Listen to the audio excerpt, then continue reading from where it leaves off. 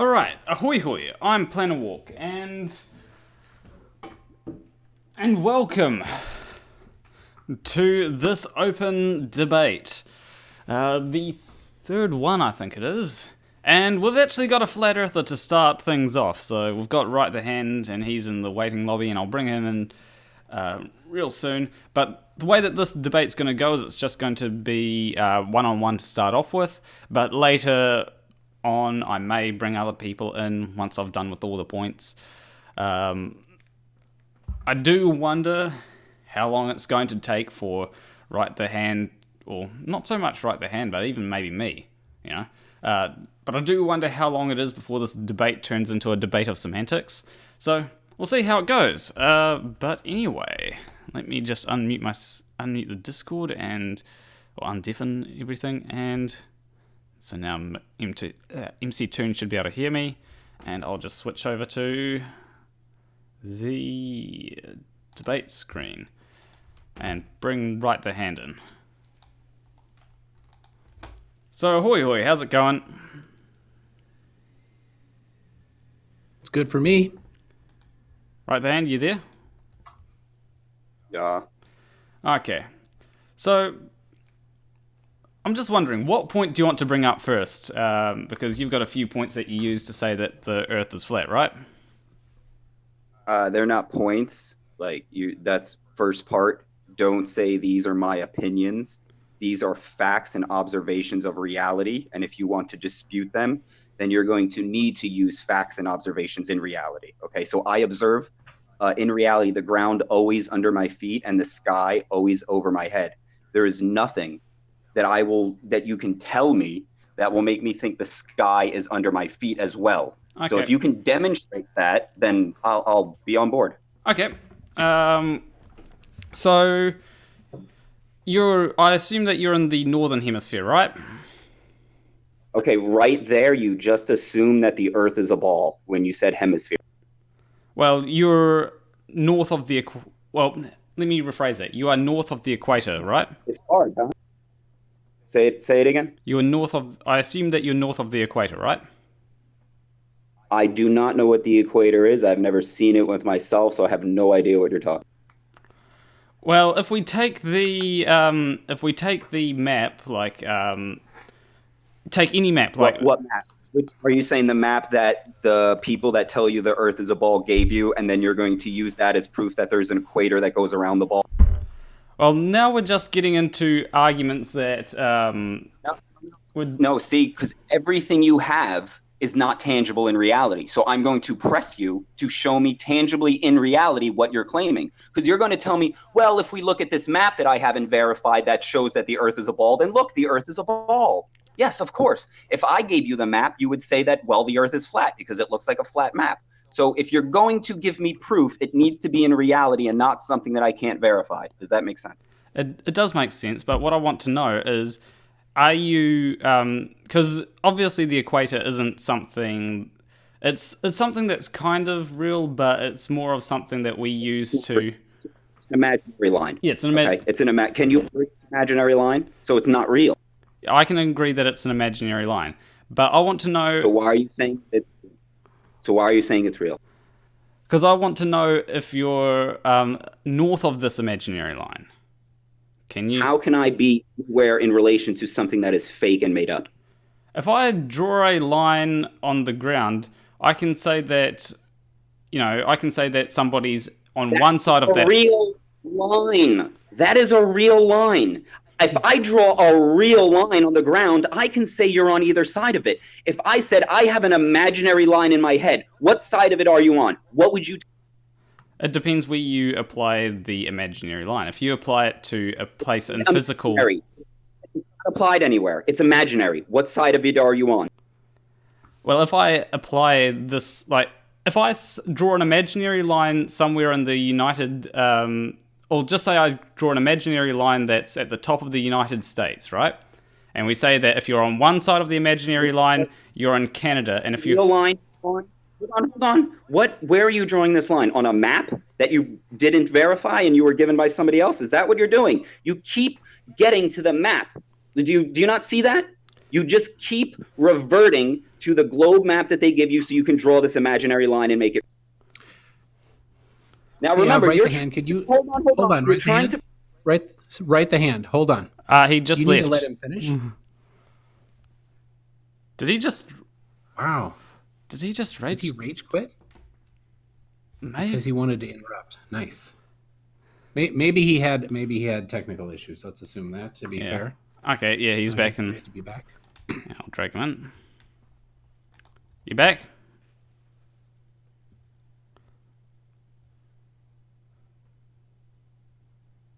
You back, right the hand? Yeah, I'm getting like booted out for some reason.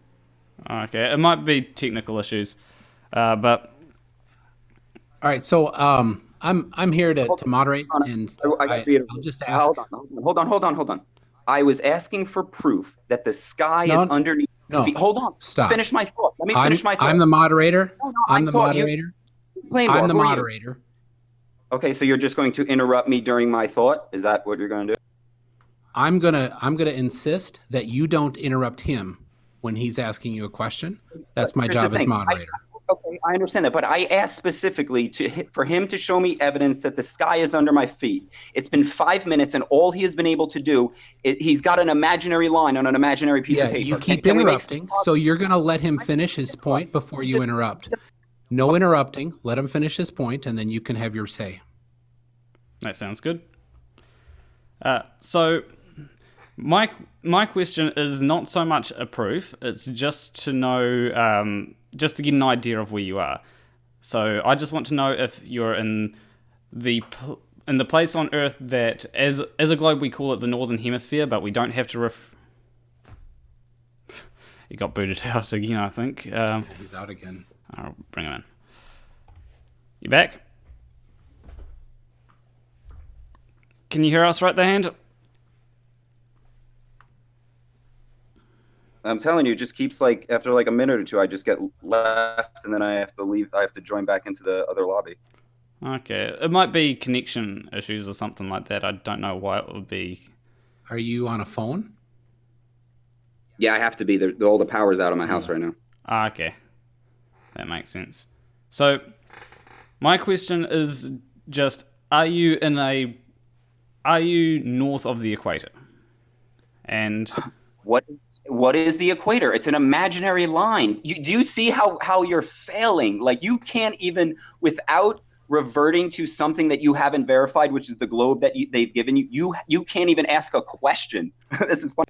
Well, all right. So hold on. Excuse me, Planarwalk. He's just playing dumb. So, and I know that he's in Florida. So the answer is yes to your question, Planarwalk. No, hold on. You're presupposing that the Earth is a ball so that you can make an imaginary line around the middle. That is what you're doing when you say the equator. So unless you can show me in reality the equator, I'm not believing that the Earth is a ball with an imaginary line around the middle. Okay. So all right, show me. Planarwalk, you can continue with assuming that he is north of the equator. No.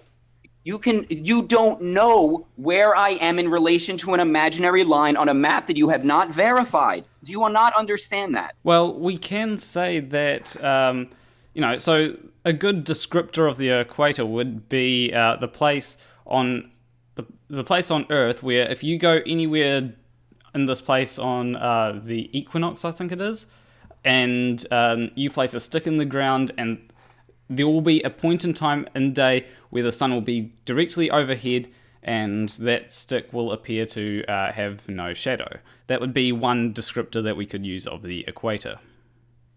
Okay, so what you want me to do to tell you if I'm north or south of this imaginary line is you want me to stick a stick in the ground, wait for the sun equinox to come over, wait for 12 o'clock, and then tell you where the shadow is? Is that what you want me to do? Well, hold on. Hold on. I don't care about the map. Do you have physical proof that the sky is under my feet? Yes or no?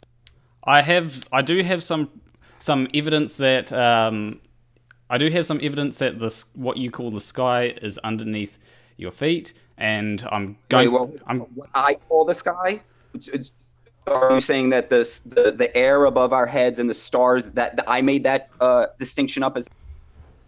Well, when arguing science, we usually don't argue is the sky under our feet. When you say science, do you mean science, the umbrella term, or science as in the scientific method? For this, for what we're talking right now, I'm using the umbrella term. Okay, so the umbrella term doesn't do anything. It's an umbrella term, right? So when you say science, well, when we do science, what does an umbrella term do? An umbrella term is usually something for laymen to use when they talk in conversation. No. I'm not a layman. And why you use science is because you're trying to connect your evidence to scientific method, okay? Because science as an umbrella term doesn't prove anything. It doesn't say anything. It doesn't do anything. It's an umbrella term, okay? So if you can use an umbrella term to define or prove anything, I would love to see it. But you're referring to the scientific method. So if you can use the scientific method to show me that the sky is underneath my feet, go ahead. I'm just going to Google definition so that we can... No. I don't need Google's answer for the truth, okay? Because you can Google if the Earth is a ball and it will say yes. But that doesn't put the sky underneath my feet. So you're failing pretty hard right now. Do you want to move on to my next topic since you cannot touch this one? I can touch this one, and something that isn't a Google search. I'm just Googling the definition of sky. Can we agree that the definition of sky, and I'll pull it up on stream here. Can you agree that You really need Google to tell you what the sky is? I'm arguing with a guy who needs to use Google to tell him what the sky is. Are you going to need Google to tell you what the ground is? Rightthehand. That's enough. You can stop that right now. You'll stop talking and stop interrupting him. Poor baby. What the sky is. And he's going to debate me, but he doesn't know what the sky is. Can we agree? There's no reason to be a dick about it, okay? That the sky is underneath my feet, or concede that point, and we'll. Can we agree that that sky is, and this is the dictionary definition, the sky is the region of the atmosphere and outer space seen from Earth? No, because that assumes that outer space is real, and I don't subscribe to outer space as being real. So if you're going to prove that outer space is real, please show. Okay. Oh wait, it's taking me ages to get to my point because he every time I bring up anything, he disagrees.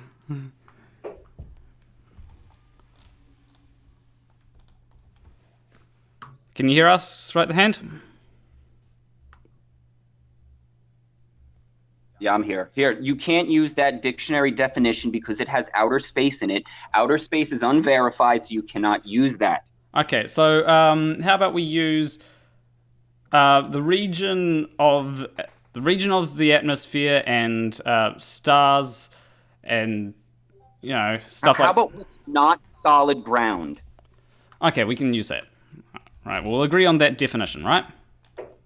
Okay, so to you, if it's not solid ground or liquid water, it's the sky. Yep, we'll agree on that. All right. So, okay, and if you go up towards more sky, that's going up. Down into more ground is down. Yeah, we'll use what's not. Because we've never seen us go down and come out up, and we've never gone up and come out down. So we need to agree that when you go down into the earth, you're going down, and you'll never change directions. Just like when you go up towards the stars, you'll never change directions and go down. Do we agree on that? To an extent. Well, here's the thing. I know what your model does. I know all the weaknesses because I was a ball earther. So if in reality, will be our next point, but if in reality we only go down in one direction, you're going to have to prove to me how it becomes another direction. So first, sky under my feet, go. Okay, so when you are north of the equator, right, you will often, if you... What is the equator? Imaginary line. You bring it up again. But let me finish my point. If you're north of the equator and you look north towards the northern celestial pole, you will see Polaris. If you're south of the equator, you do not see Polaris. Why is this? This fits perfectly with a... No, I don't know why you look into the sky and don't see something. Maybe because it's huge, okay? That doesn't prove when you don't see it, it's under your feet. But here's the thing. When you look south in the southern hemisphere, you can look towards the southern celestial pole and see it there. In fact, if you map out the stars it forms a sphere. No. You see the sky as a flat surface. How do you make a sphere out of a flat surface that you're looking at? You're just observing it, okay? You are turning it into a sphere, okay? Do you get that? Well, if you map it out, it fits perfectly on a sphere. Yeah, well, it also will fit perfectly on a flat map if you figure out the dome and all the other structures. But all you're doing is making an assumption that the Earth is round, has an equator, we're north. That's all you're doing. That's not proof. That's your assumptions based on what you've been told by experts. So this is not hold on. You seeing southern star trails above your head is not proof the stars are under our feet. Everything you see with the stars is over your head. Why do you think they're under my feet? Okay, so let me ask you a question. Have you actually mapped out the stars to a flat surface? Okay, mapping out the stars is not going to get them to go under my feet. Hey, so could it you doesn't answer matter. a question when you're asked a question there, right? The hand, please. Okay, so first is he goes, well, can you call him out when he says the equator, which then presupposes the Earth is a ball, and then I go, can you not do that? And he says, well, I believe that just a second, that there is an agreed upon thing by all the nations of the world where the equator lies. So you can choose to believe it or not, but the people of the world will accept that as an actual you should die. location. No. Will you stop interrupting me? No. I'm the moderator. Hold on. Are you going to use all the nations in the world as evidence? Are you going to say, well, because all the nations in the world do something, then it... All right. He's been server muted. Listen up, Right the Hand. Don't interrupt me. I'm the moderator. You will stop talking when I tell you to stop talking, or I'll mute you so that I can stop talking. All right? When somebody asks you a question, you can answer it instead of going around and avoiding and deflecting from the question. All right. So the equator is something that's agreed upon. You know what that means. Everybody knows what that means. So don't play semantics. Continue. So are you saying that if all the nations in the world agree on something, it then becomes fact? It is agreed upon. That's what's being spoken of. And Planarwalk has described how you may go if you wish to measure it yourself if you don't trust somebody else's measurement. No. That's not how it works. You make a claim. You're making a claim that there is an equator, so you need to prove it. I don't need to prove it incorrect. You're making the claim. You need to prove it. You said the proof is that every country in the world accepts it. Is that your proof? So the proof and standard of... Hold on, I'm speaking. Let me finish, please. Is the standard and acceptance that we use to determine whether something is true is whether everybody accepts it or not? Is yes or no? So, Planarwalk made a claim. I am not debating you. No. You're not going to play that game with me. Stop butting in. It is my job to butt in.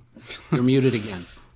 Planarwalk described how you may scientifically measure where it is using a stick in the ground should you not trust other people's measurement and instead insist on the zetetic method instead of the scientific method. I simply said that the equator is something that people understand what it is. The nations of the world have agreed upon where it is. And so don't play semantics and word games. You can go test it yourself if you don't believe his definition of it. But to move forward, we're going to accept the definition of it. Continue. Okay, so I just want to check something. Sticking a stick in the ground is a scientific experiment. First, what was the observed phenomenon, please? What? He said he had a scientific proof that the Earth, he said the stick in the ground was a scientific experiment. Yeah, you can use sticks in the... Okay, so if the stick is in the ground as a scientific experiment, there would be an observed phenomenon which we're going to try to find the cause of. So what was the observed phenomenon which you stuck a stick in the ground to try and find the cause of, to make it a scientific experiment? We could use something like seasons. Okay, so you observe. So natural phenomenon observed is season. Yep.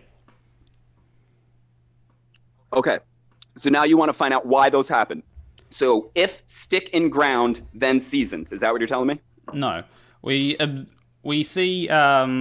We try and work out, okay, what's causing the seasons and where the sun is in relation, or let's say the angle of the sun, right, is the reason for the season. So we've got to work out a way to measure the angle of the sun. So we put a stick in the ground and we. Well, hold on. Angle of the sun. What about? Don't you claim distance too? Don't you claim the sun is moving a distance?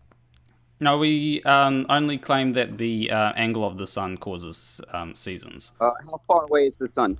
The sun is 150 million kilometers away, or 1 astronomical unit. How did you prove that? Other people have gone ahead and Okay, so you have. measured it. Will you agree you have? I haven't, but other people Okay, have. so you agree with faith. For you accept it on faith, correct? I accept it on the fact that I've talked to people that have measured it. Okay, but still you haven't done it, so it's still faith, right? I don't have any reason to not trust these people, so... But it's still faith then. It's still faith. You have faith in them. I know if you didn't trust them, you wouldn't have faith. You do trust them, so you have faith in them. If you want to call it faith, we can call it faith. No, I want you to describe it. I mean, you said you haven't done it. You said you haven't verified it. You said you haven't made sure it's correct. So how is it not faith when you only take somebody's word? It's hold up. Let me bring up something here. I want to bring up the definition of faith because I find that there are quite a few different. Oh, so we're going back to Google. So you don't know what faith is. You don't know what the sky is. When are you going to speak for yourself? Do you want me to just have this conversation with? No, because there are two definitions of faith that I've brought up here on screen, right? And the one definition, and we've got to be careful not to conflate these things, right? Hold on. I don't care what the dictionary says, okay? If you haven't seen it yourself, and the only reason you believe it is because somebody you respect told you it, that's faith. I don't care what the dictionary says, okay? Can we agree on that?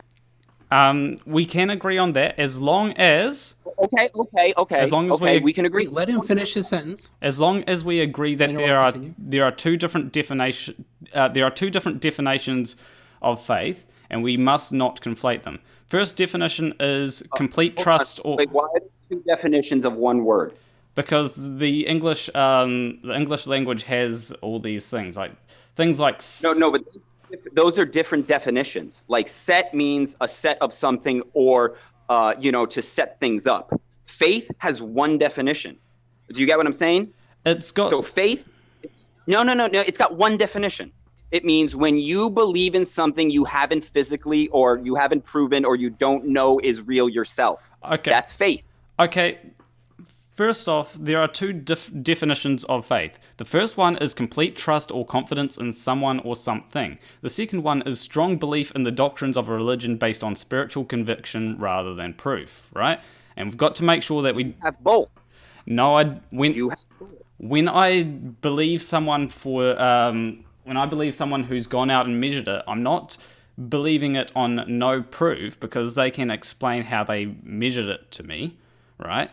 I'm just believing that No, it's nothing yourself. It's faith that what they're telling you is true. They're telling it you, but you don't know it's true.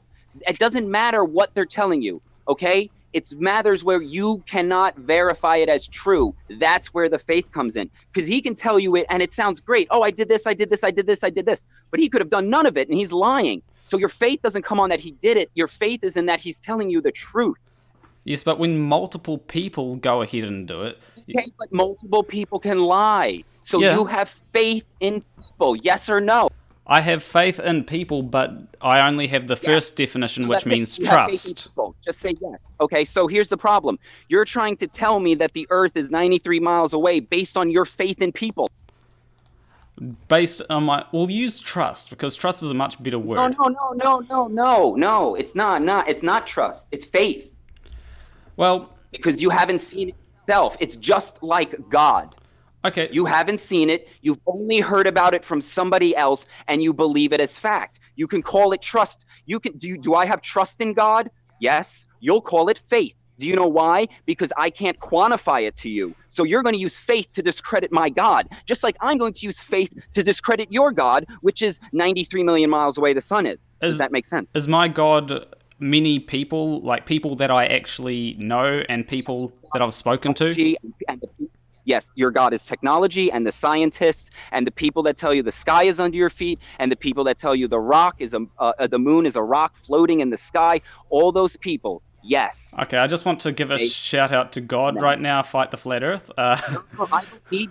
No. Here's the problem, and this is where I'm gonna really set your shit here. I don't need faith in God to prove my claims. You're the one that needs faith to prove the sun. I have the sky over my head. You're the one that's desperately using faith to try and prove that the sky is under my feet. So yes, it is funny when you say that God and what you have is the same, because I don't even need to use God for my arguments. I have tangible reality. You're the one that has to default to faith in people. Well, here's the thing. Do you have a girlfriend? Or have you had a girlfriend? Just wondering. Are you going to prove the sky is under my feet, or are you going to ask me some personal questions? I'm just going to try and end the semantic argument. Moderator, can you get him to stay on topic and answer the question that I've been trying to get for 25 minutes now? Some sort of physical, tangible, scientific proof that the sky is under my feet. Go. I will not be asking him to provide scientific proof, because science does not concern itself with proof. It concerns itself with disproof. So if he wants to provide evidence, then provide evidence would be what he would do, and not proof. I want to attack that science doesn't prove anything. Okay, let me ask you this. Well, maybe after this topic you could do that.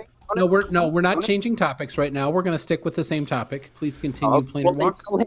Answer the question. So, getting back to the evidence that I have, because we have gone way off topic, I will agree on that. So, have faith. You've admitted that you have faith. You don't have evidence. You trust their words. So can you give me actual evidence, not your faith in other people? So, I'll do my best to give you some evidence, but I don't know if you'll accept it or not. And that is wait. Do you accept my evidence that the sky is over our head? Do you accept that? Right? You'll accept that because you have to, because it's reality. Now, what you're trying to do is say, well, I know you won't accept it, because you know it's bullshit right off the bat, because nothing I will tell you won't accept, because everything I give you is in reality, observed, quantifiable, repeatable. Yours is bullshit from another world. So you're like, well, I don't know if you'll accept this, but here it is. Well, do you have anything in reality? We'll see if you accept it, right?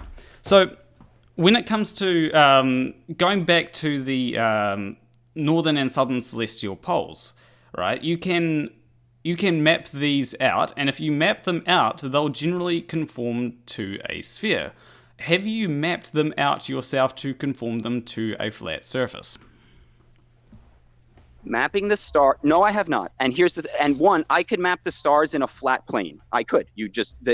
All stars rotate east to west. There's not two rotation points. Okay, that's first off, that's your problem. There's one rotational point, and that is Polaris. All stars go east to west around Polaris, and what you see at the southern end is if you watch Eric Dubé's video, he's got a great video on why you see the southern stars the way you do. It has nothing to do with there being a second pole, and everything to do with perspective, the curve of the atmosphere, and all of that stuff. It has nothing to do with it being a thing. So that point thrown out. And even in that point, you still observe the sky over the Earth. You never see sky, Earth, sky. So yes, okay, even I'll give you the southern things. You're still observing the sky over your head. So why would I think it's under my feet? Can you made a claim there that there is no southern celestial pole, and that it's just an illusion, so to speak. Can you back up that point? All stars rotate east to west around Polaris. Yes, Polaris is the only star that does not move, because all stars rotate around. Can you back that up with evidence? Can you back up that there's two celestial poles with evidence? Yes, I can. Okay, and I can don't back answer a up. question with a question. There, Planarwalk asked you a question. Can you back up the east to west rotation of all the stars, including the southern stars? Look at the stars. They all go east to west except for Polaris. Can you prove that the southern rotation point does not exist, though? There is no southern rotation point, because they all move. So how is there a point of rotation when they're all moving? There's only one point of rotation, and that is Polaris, because it is the only star that doesn't move. You think those stars, they're just making small circles because of perspective and distance and all that stuff. It has nothing to do with there being the sky underneath your feet. That's why it's ridiculous when you think that. That's why I'm trying to get you to show me something tangible in reality that makes the sky under my feet, not your ignorance of what the stars are doing thousands of miles away. Can you provide evidence for your claim there, though? That perspective is making the stars seem like they're going around the southern celestial pole when they're not. Well, how do you know they're not? Can you provide evidence that it's not perspective that's making it appear to that? Because the formula for perspective doesn't allow for that. And the formula... you didn't make the formula, so you have faith in whoever made the formula. I can... And there is no formula for perspective, sir. Yes, can you give me that formula? Give me the math formula for perspective. Arc... I'm just trying to... Are you talking about the curve calculator that doesn't factor in perspective? I'm not talking about the curve calculator. I'm actually talking about the formula for perspective, and that is arctan, and I can't remember if it's height over radius or no, height over distance, or whether it's distance over height. I can't factor in weather conditions. It doesn't need to, because it's just perspective. Well, how does it not? Okay. So let me ask you this: there is a super heavy fog on your thing that doesn't factor in weather conditions. How far can I see? It doesn't deal with how far you can see. It just deals with how big an object is. Well, how the fuck are you going to see an object if you can't fucking see it through the fog? Do you understand? Oh, no. Do you understand now why you have to consider atmospheric conditions? When it comes to perspective, right, it doesn't... No, perspective is atmospheric conditions, and I just proved it right there. Write the hand. You constantly interrupt him. You need to stop that. Grow up. Tell him then he needs to make a point and just stop bullshitting around. All right, you've been muted again. You need to stop interrupting him every time he's answering your question, and then use the lame excuse that he's not answering your question when you won't let him answer your question. So he was trying to tell you the formula for perspective, and you changed the topic 3 times since then. So quit that. Let him finish his point before you interrupt him. Hold on. No. You're not getting away with that. He said the calculations do not include atmospheric conditions because they don't need to. And then what I did was I put in atmospheric conditions that would ruin everything he did. Do you not understand why and how I did that? So now, Planarwalk, if in your calculator it doesn't consider atmospheric condition and there is a heavy fog, tell me how big a ship will look from 100 feet away at 10 feet high. Okay, so first off, there is I will agree that fog does play a part into how far you can see, right? But perspective does not... Does the calculator account for that? Perspective does not account for that. Now, when you're programming, let's say you're programming a video game, you'll use the formula for perspective to write how far, or not how far you can see, how big an object should be. Then you might, and after that, then you'll go ahead and include something like fog. And fog is more of an absolute sort of thing. So if there's enough fog to hide an object... No, because, and here's your problem, okay? Do you think when it's not foggy, the air is perfectly clear? Is that what you... So write the hand. You interrupted him again. Planarwalk, please continue. So when it comes to fog, if fog's blocking something that's... 100 meters away, and I've got fog outside, so I can actually look outside and see how far I can probably only see about at most 200 meters away. But that's beside the point. It doesn't matter how big the object is, you will not see the object if the fog is blocking it. And so therefore, if an object is completely blocked by fog, it doesn't matter, perspective doesn't matter then, it's the fog that matters. So what you're trying to tell me is that if there's no fog, that there is no atmospheric occlusion or no atmospheric interactions with how far you can see or how big objects appear. Is that what you're telling me? if there's no fog, then there is still some distortion. Like, you look at any long distance photos, you can see some kind of distortion. And it would be nice if there wasn't that distortion. I bet you'd agree with that, right? But here's the problem. Your calculator doesn't account for that. And fog is only an intensification of the atmospheric occlusion that is always in the air. So it's always there. Fog is only a condition of it being worse, not a condition of it appearing from nowhere. Does that make sense? That does make sense. But Okay. So hold on, let me finish my thought then. So when you sit here and tell me that you can geometrically determine how big something is going to look from a certain angle, you're totally ignoring the fact that there is water in the air. Correct or incorrect?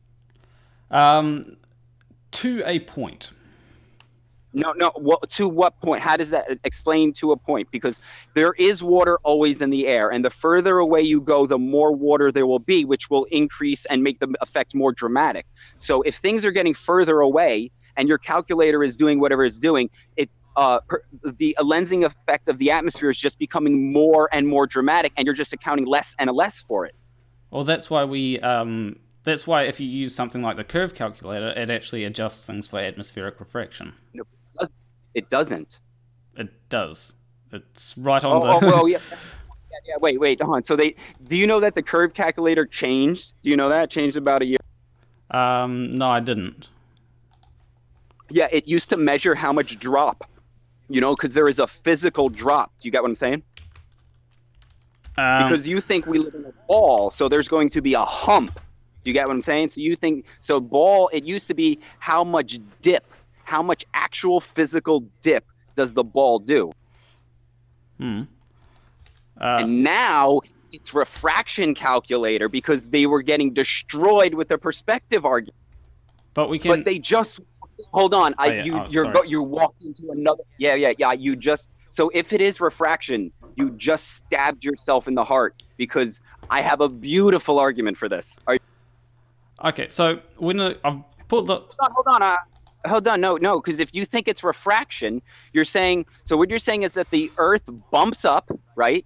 And then there is a light refraction, and that is how the vision gets. So I can explain refraction to you if you'd like. Essentially what happens is when the air below is denser, the light gets curved towards that air. And when the air above it is... when the air below when the lower air is denser, the light gets curved towards the denser air. That's how any sort of refraction works. It's light curving towards a denser medium. So when it comes... Okay. When it comes to that... Okay, but here's the problem. If light can curve... let's say light curves around a corner. Can you see around that corner? If light curves around a corner, can I see around that corner? That's what I'm asking you. Because... to hold off your answer until you hear why.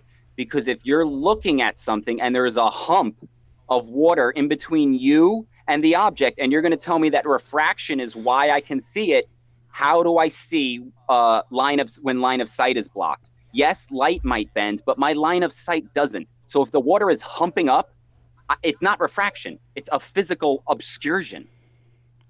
But refraction, it doesn't matter that there's something directly in your way, right? Because everything you... Because if I put my hand in front of your face, can you see? Don't interrupt him. Right the hand. Stop interrupting. He's talking. You're not. Stop it. Planarwalk, go ahead. So if we can both agree that we see because of light, right? I think we see because... Here's the thing, we see... What if there was no objects for the light to bounce off of? What would you see? Then you'd see darkness. So do you see darkness, or you would see nothing? So you're sitting here telling me that we see because of light, but there's two parts to that equation. Well, we see different objects. Darkness? What was that? Do you see darkness? Or it's just black, or it's the lack of seeing? If there is nothing to see, then all you'll see is darkness. But if you want to just... How do you know there's anything to see if all you see is darkness? What? How do you even know there's something to see if all you see is darkness? Well, if all you see is darkness, then you wouldn't see anything. So then you're not seeing anything when you see darkness. It's the lack of seeing, right? Yep, we can agree on that.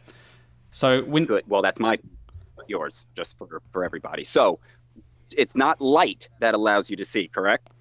It is light that allows you to see different objects. You see, if there's one object, like if you have But it's light and the object. It's light and the object, right? It's the light that is bouncing off of that object, or the lack of light that's bouncing off that object.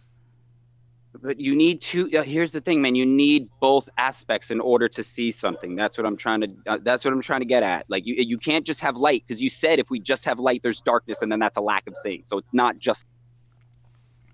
Well, it's when you see an object.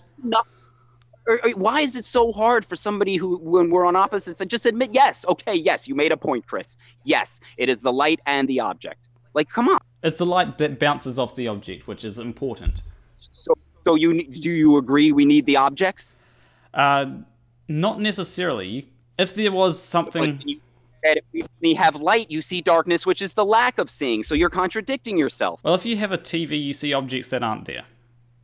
TV is an object. But you see objects on that TV that aren't there. It's an object. But I'll concede that point to you. For most Thank things you. you need... Fine. Yes, okay. Congratulations. I know it sucks because you have to concede to me because I'm an asshole, but when I have the truth, I have the truth. So this is part of the problem. And we're still, you were trying to prove to me that the sky is under my feet, and the best you've been able to do so far is perspective. Well, you're not really. Sorry for interrupting you, but I just want to say that your point was that perspective allows us to see the southern, to see what we call the southern celestial pole. Then the argument has derailed since then. I'm saying that's what you think. I never brought up the celestial southern pole. You did. You made a claim about the celestial southern pole. Mm-hmm. I just countered with another claim. Okay? Does that make sense? Because right? You made the claim that you couldn't prove. You just made some assertions, and then I just made a claim that made some assertions, and then you told me to prove mine when you never even proved yours. I can prove my point I can provide supporting... only make a map to presuppose that it works because it's a ball. That's not proof. That's backwards engineering. If I just go into southern... Okay, here, how about this? If the sky... You know how you had the TV? You brought up the TV before. Yep. What if the sky was a TV? Wouldn't it look like the things were going under us, right? But it's a TV. It's just a projection screen. So it would just be on top of us always, right? And it would make everything look exactly the way it looks right now. Not necessarily. How would it be any different? How could you tell the difference between the sky being whatever the fuck you think it is, space and all that nonsense, or if it was just a projection system with along the lines of the technology that made Earth? So the difference, but how would be able to tell the difference, right? Is the stars? If you go north and south, you'd be able to see the same stars in the sky. Yeah, there'd be the same scars on. There would be the same stars on the projection, just like it is in the sky. It is a huge screen, so nothing has changed. Just the source, which you haven't verified, so you can't tell me I'm. Where can I look to find Polaris? I'm in the southern hemisphere, by the way. When you say hemisphere, you're presupposing the Earth is a ball. I am south of the equator. Where can I look? When you say equator, you're presupposing the Earth is a ball with an imaginary line around the. Okay. So those are claims. If you're going to claim those things, I'm going to need proof. Okay. And I know you don't have it, so don't make those. Right-hand, we've already gone over this. What we're gonna accept either. No. Listen up. No, listen up. We're gonna use the colloquial term here to understand that the equator is an imaginary line across the Earth. So when he says is south of the equator or in the southern hemisphere, you know what he means. So don't play semantics with that. That's not the point of this. So he's asking. Hold on. He is stop. He is asked. How can he see the Polaris from where he lives? Where can He I? said he can't. Where could I look to see Polaris? What, dude? Okay, first, I don't fucking know because I don't know the entire map of the world. You would have to move along the Earth, along your own volition, and then say, "Hey, look, I see Polaris." This changes nothing. If the sky is a projection screen and it is gigantic, when you move across the Earth, you might not be able to see the same part of the sky that you once did. So when you move, if you see different sky, that does not prove your model. That just proves you're seeing a different part of the sky projection. So please, can you give me some evidence that the sky is under my feet, or concede the point? Well, I have been giving you evidence. There's the stars in the southern. No. Him. The southern stars can be a TV projection system. You cannot prove they aren't. You tried, but then you just had to make an assumption that you couldn't back up. So if you can prove to me that they're not a projection system, which would be you proving you believe. What assumption did I have to make up?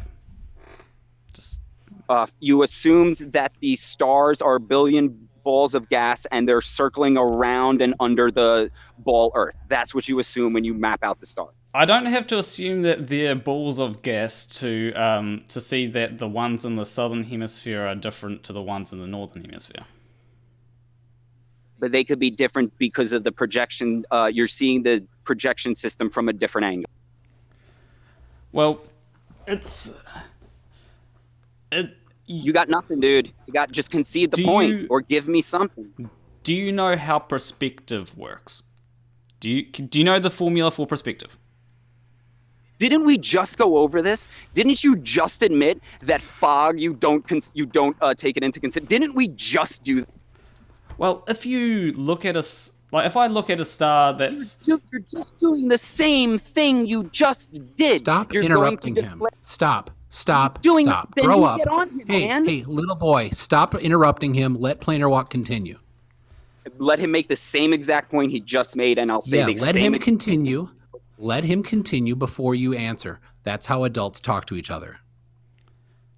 Adults don't repeat themselves on the same thing, but okay. Stop talking and let him finish. So if I look at, if I try and find Polaris, I won't see it in the sky. So what's the mechanic that stops me from seeing Polaris? And perspective would not account for it dropping below the horizon, just so you know. What? So you're okay. So picture me and you are on a flat plane that is it's infinite, flat plane, okay? Yep. I have a light and I shine it in your face and I start walking backwards. You're telling me you can see me forever? Theoretically, if the conditions were perfect, but as we both know, they're not, right? So I'd say... We both know air is not perfectly clear. So you can't see forever, so that point is bullshit, so make another... So why does it dip below the horizon? Oh my god, I just told you! Let's do it again. Okay, ask the question, we'll do it. Would you dip below the horizon if you had a flashlight? Okay, you say it's dipping below. Let's do this again. If you had an infinite plane and I took a light and I shined it in your face and started walking backwards, would you see it? What was that? Would I see it what? It's a yes or no question. I didn't quite hear that. You cut out for a bit. Would I see it? And then it cut out. If me and you are on a flat plane that is ginormously large, it has proportions that we've never seen, just so it's hugely big, okay? Almost infinite. I have a flashlight and I shine it in your face and I start walking backwards. Will you see it forever? No, I won't, but that will be due to obscurity. Okay, hold on. Why? Why will you not be able to see that light forever? Because atmospheric conditions would obscure it.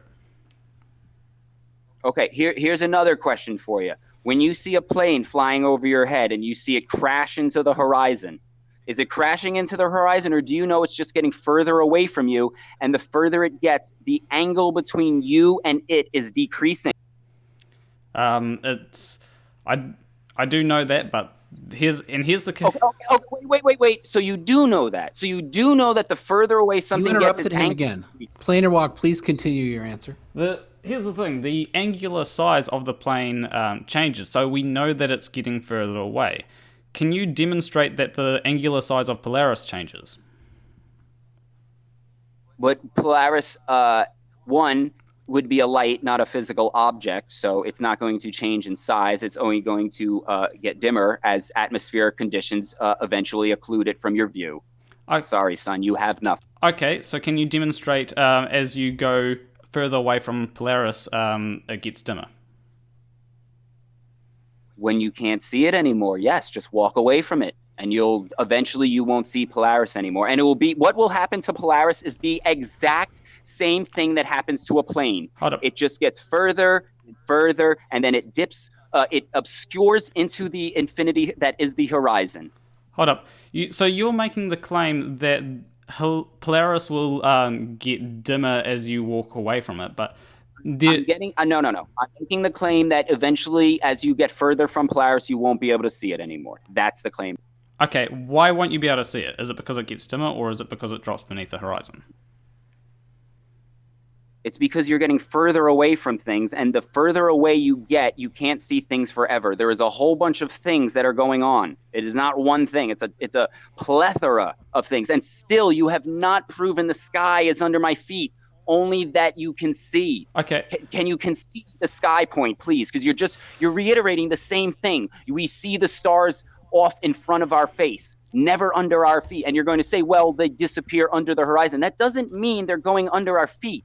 That just means you can't see them anymore because they're too far away. Okay, let me just make one final point here before because we are getting stuck on this one topic. So, no, you're getting stuck, not me. So I've made a claim that I always observe the sky over my head and the ground under my feet. You're making a claim of otherwise. Stop it. You interrupted him again. Please, Planarwalk, continue your point. So when it comes to the globe, to observe Polaris going under or going over the horizon, right? We only need to assume one thing, and that's that it's actually going over the horizon. When it comes to the flat Earth model, you're saying that there needs to be things like the fog obscuring it, and as you said that there was a plethora of things. Isn't it more likely, Occam's razor, that it's just one thing that's causing this to happen? Okay, but we can demonstrate that there are other things because there's fog. And then there's there's a lensing effect. We know there's water and air, so we know your claim is bullshit. Well, Occam's razor doesn't apply. And if you want to apply Occam's razor, how about this? Is the sky ever under our feet? Occam's razor it. No. Can we move? Let's move on. I think this point has been beat to shit. Everybody who's listening knows the sky's never under our feet. Well, I don't agree with you, and I'm sure that you don't agree with me, so we can move on to another point. What if you want? Here, this one's going to be just as hard for you because you have no proof of it either. Okay. Show me gravity making air pressure without a container.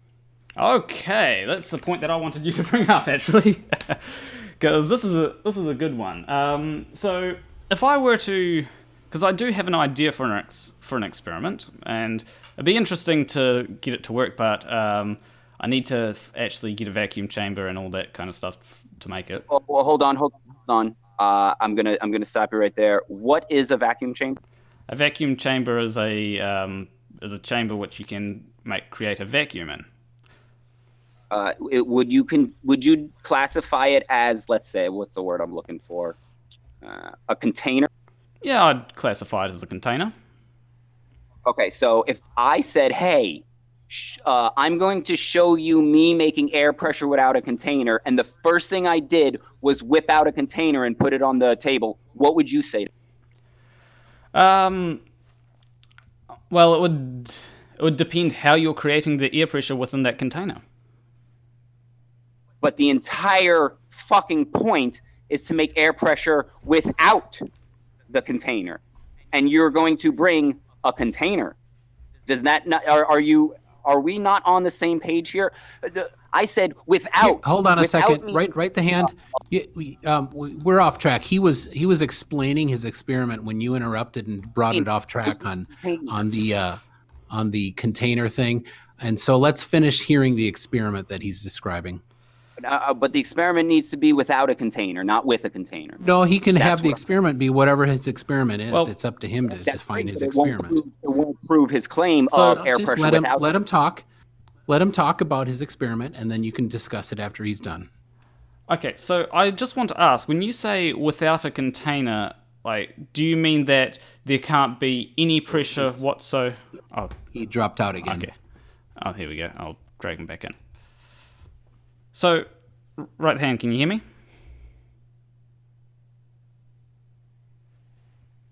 Yeah. Okay. So, what can you define what you? So, say I have a vacuum, right? What would define that vacuum? Like, what would you say things would have to go? What pressure would things have to go below to define something as a vacuum? Would it have to be absolutely nothing there, or would it have to be below a certain point? Well, I know you like to use the dictionary, so let's use the dictionary. I have this one memorized.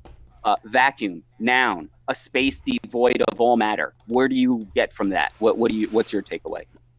Okay, so my takeaway there is you can't have a perfect vacuum. There is no such thing as a perfect vacuum, so there's always matter somewhere. Even in the globe model. So there's always pressure. Yeah, there's always some form of pressure. Even if you go into intergalactic space, there'll be some pressure there. All right, space is fake. If you want to prove that claim, I'm going to need it. But you're on the claim of you're trying to demonstrate air pressure without a container. Now what you're doing is, I guess you're trying to define container. Is that where you're going with this one? Because you're going to try and use force as a container. Well, I'm not going there yet, but I just want to define what we consider as air pressure being somewhere and lack of air pressure. So if I say that there's one atom per cubic meter, right? And would that still count as pressure? I would ask you to prove that atoms are real before you start making assertions about them. Well, if there is something, because I don't want to go into that because that's a whole nother can of worms. But why don't you just use what we use, which is pressure? yeah. We measure the pressure of an area of space. I know you don't want to use that because once you say space, that defines the space and it has to be tangible. But that's what we use, pressure.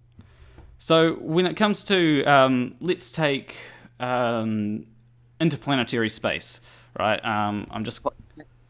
Prove it's real. You're making a claim. Prove it's real. Well, I'm just going to take what we say the pressure of interplanetary space, and there's still some pressure there. In there, how do you know what the pressure of a place you've never been to is?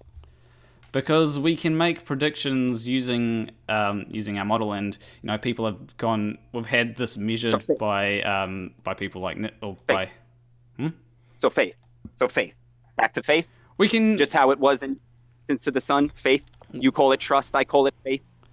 We can use faith if we want, because ultimately it's okay, well, your faith means shit to me. So please don't use your faith to try and prove something empirically to me. Can you do? Hold on. I'm just going to. Would you accept my faith in God as proof that the Earth is flat? No, because it's not been verified by. So why do you expect me to accept your faith in something as proof of something empirical?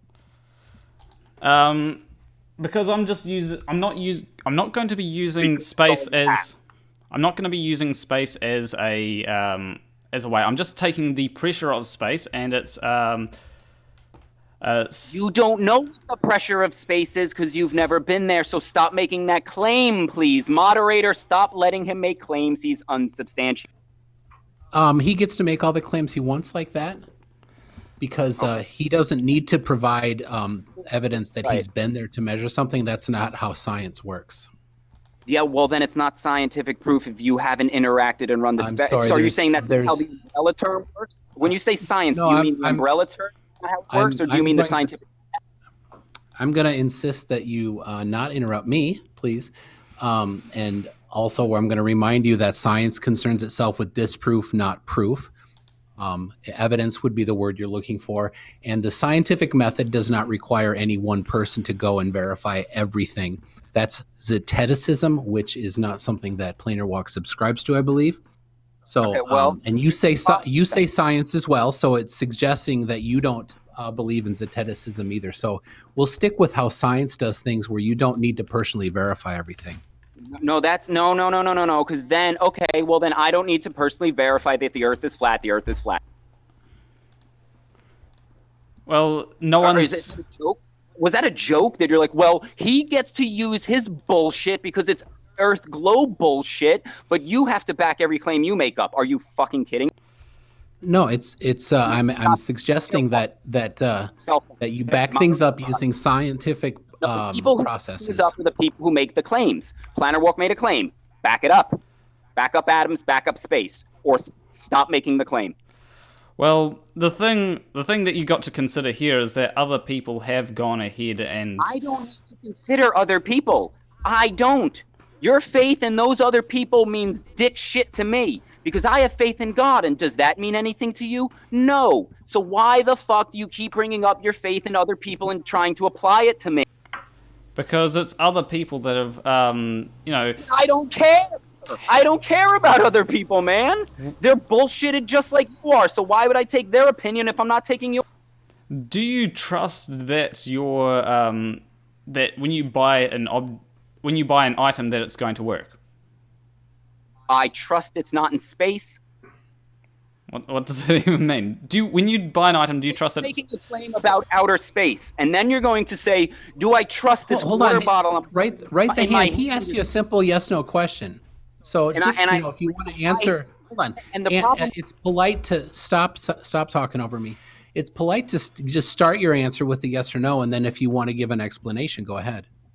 No, because the explanation is pointless when his logical train of thought is going to lead him to asking questions that are pointless. If he's going to ask me if a water bottle is real when I buy it and compare that to outer space, which he has never been to in a pathetic attempt to connect the two, I'm not going to allow it because I'm smarter than that and I'm quicker than that. So again, if you're going to claim that atoms or space are real, you're going to need to provide proof of those claims. If you want to say low pressure, then yes, we can agree there is low pressure. So when it comes to low pressure, and I've got up on screen, would you consider the pressure of 1 to the I think it's 10 to the negative 14 pascals? Would that still be pressure? I mean, you just answered your own question. You cannot be devoid of all matter, and if you have any sort of matter inside of a container, you have pressure. So you will always have pressure, no matter what. You cannot have no pressure. Okay. So that is an impossible. So we can agree that you can never have no pressure, right? Yes. Okay. No pressure or a vacuum is an impossibility. Okay. So we agree on that. So what would so I'm just wondering. So you say that that we need to have so you think that we need to have a container around Earth, right, to have pressure? Well, I never said that. I said the only times we have ever seen or demonstrated air pressure is when air is inside of a container. Now, you take that however you want to take it, but those are the laws and the rules. That's what we follow here on Earth. If you want to claim something else, demonstrate it. So you do realize that you can't demonstrate that there's a container around Earth, or at least not a physical container. Air pressure, and then I can demonstrate how to make air pressure. So yes, I can back my claim up that the air pressure from Earth is the result of a container, because I can demonstrate air pressure in a container on a small scale and do it inside a container, inside a container, inside a container, and every time I break one of those, the gas expands into the larger container, a la Russian dolls. So you cannot demonstrate your claim, or if you can, please do it. So as you go higher up into the atmosphere, you have less pressure. Is there a container separating the two? A pressure gradient does not prove you can have pressure without a container. So please provide evidence that you can have pressure without a container, not a pressure gradient inside of a container. Well, when it comes to the pressure gradient, right, that's a difference in pressure. And we both consider that no matter where you go, there will always be pressure. Even if you go into outer space, there will be pressure. So at this point, Let me leave it. I got a phone call and I think it messed up my. Oh no, I think he's. I'm just going to. Whilst I'm here, I might reload this and see. Because I got a super chat earlier from Roy Fraser for $5. Doesn't say anything though. I'll move him back to. You back?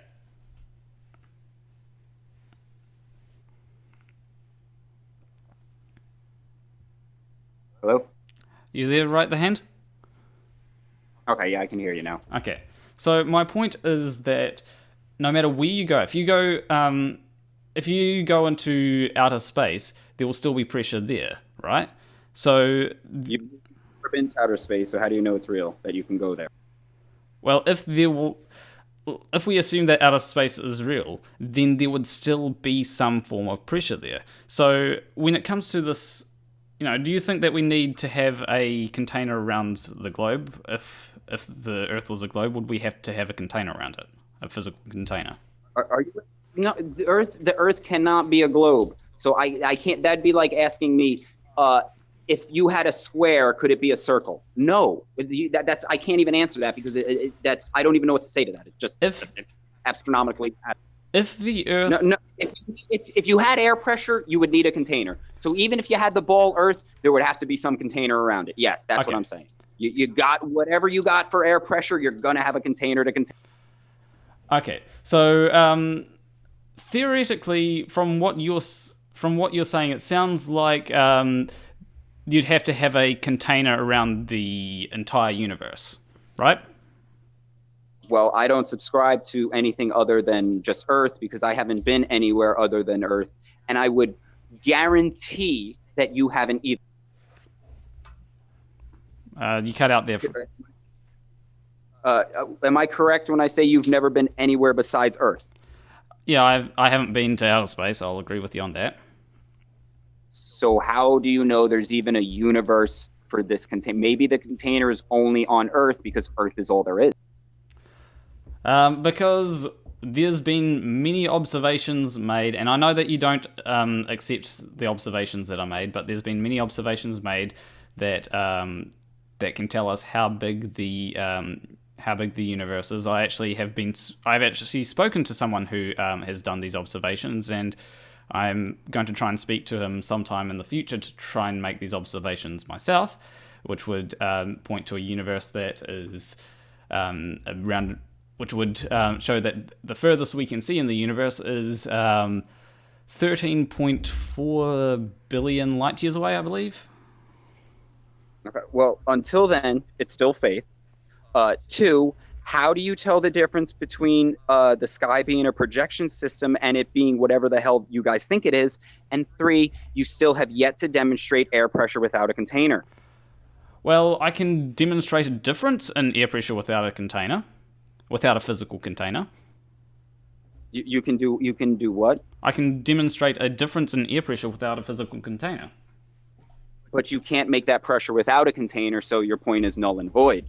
Well, can you prove definitively that you have to have a container to have air pressure?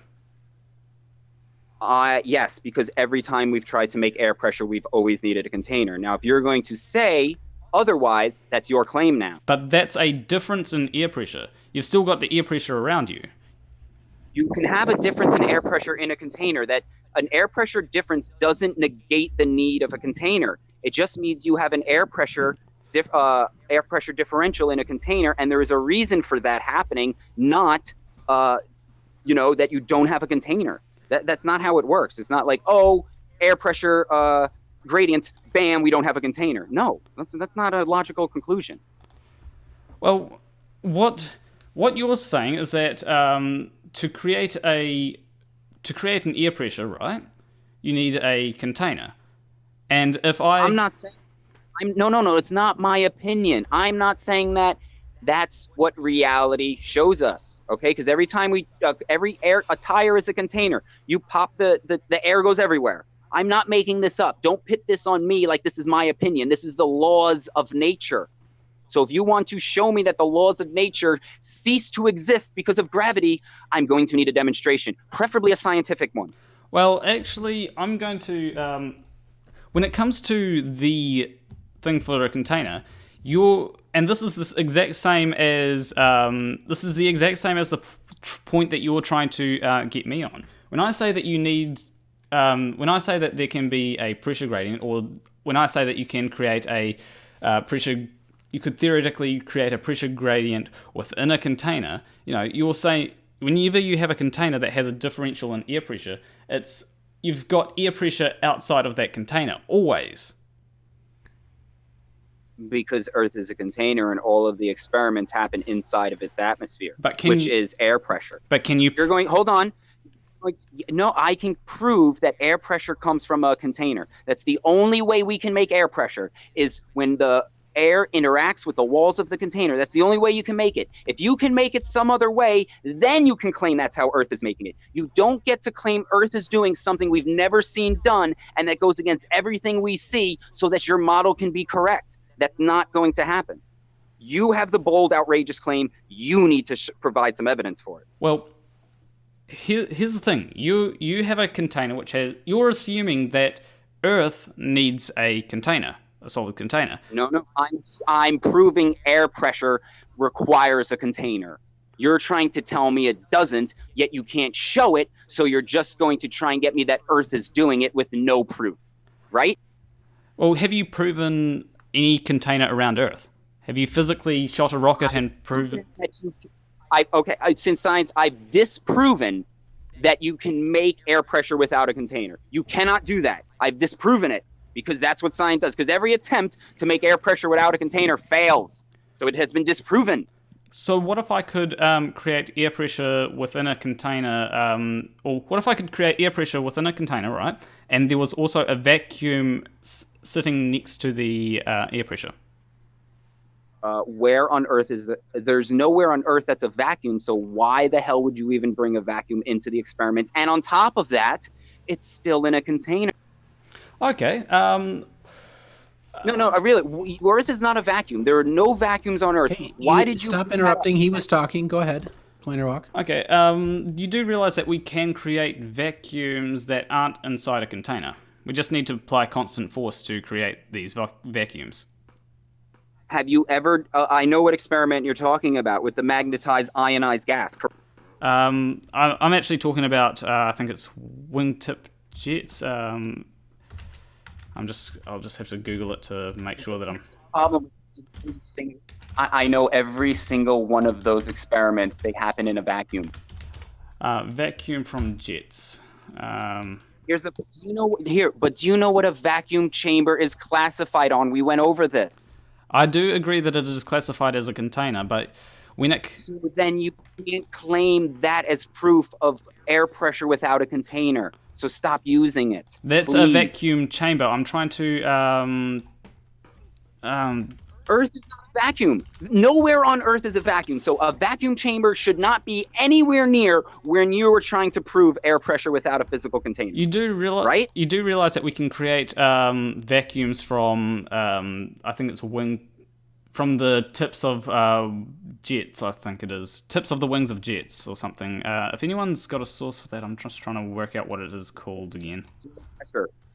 Low pressure. That's all a jet does. Pressure differential. That's all a vacuum is. Since we've agreed that a vacuum, you call it a perfect vacuum, I use the standard dictionary definition of vacuum, which is devoid of all matter, as never being achieved. And even when we've achieved the lowest pressures we've ever achieved, it is inside a container.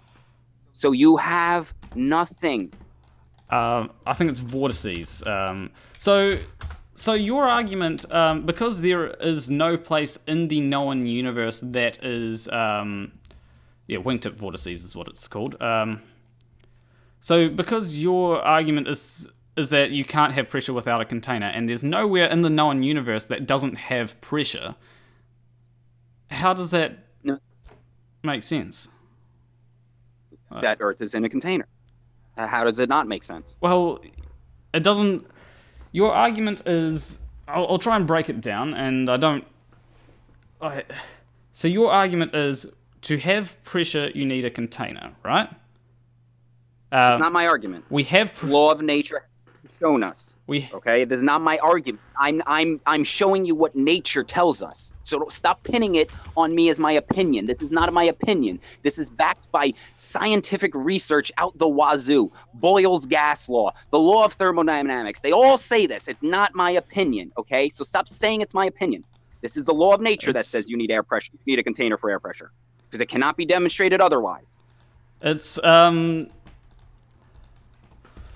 So I'm just trying to think to get my head straight. So essentially, your argument doesn't really have much of an argument when it comes to this, because we could say that, you know, maybe the universe is inside a container, right? Or it could be something it could be something even stranger. You know, the Earth is full, or the universe is full of strange things, but there is no place in the universe that has no pressure. So how does your argument even disprove anything to do with the globe? One, because you don't believe in a container around Earth, that you've just gone through it. What? There's no container around Earth. You don't believe there's a container around Earth. So what's holding this air pressure? Well, as I've just as I've just said, there's no place in the known universe that has no pressure. So, as by what you're saying, but that doesn't mean that you can now just remove the container. First, you've only been to Earth. Yes, okay. Earth has air pressure. Yes, we have never experienced no air pressure. Correct. So maybe Earth has air pressure from the container that covers it or contains it. If you have something to disprove or to attack that with, I'll hear it. But all you have is like maybes and what if. Wait, repeat that argument again. I'm just trying to follow. Okay. There has never in the history of mankind been observed air pressure without a container. So if you're going to sit here and tell me that Earth is not a container, I need to see some proof in a demonstration that air pressure can be made without the need of a container. So you're saying that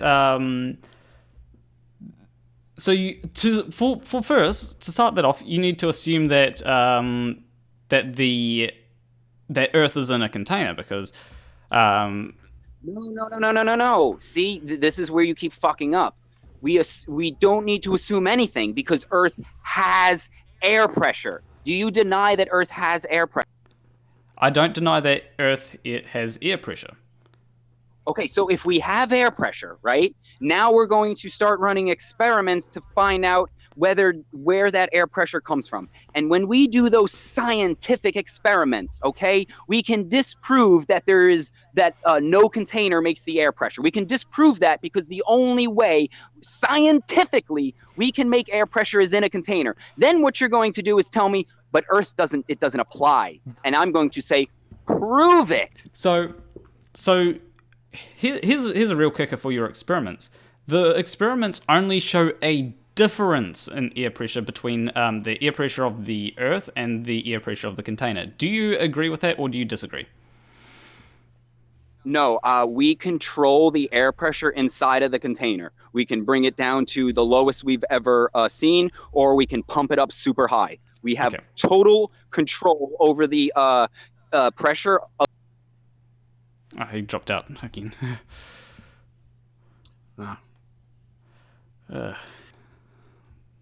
Sometimes, like, I'm trying to work out... It's like banging a head against a brick wall or something. Anyway, I'll bring it. Don't hurt yourself. I won't.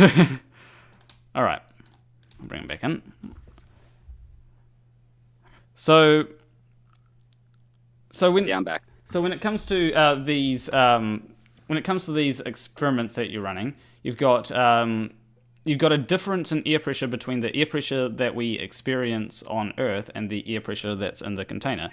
It's not that the air pressure in the container is caused by the Earth or caused by a container. It's just that there's a difference that's caused by a container. Do you agree or disagree? No, totally disagree. Totally disagree. Totally disagree.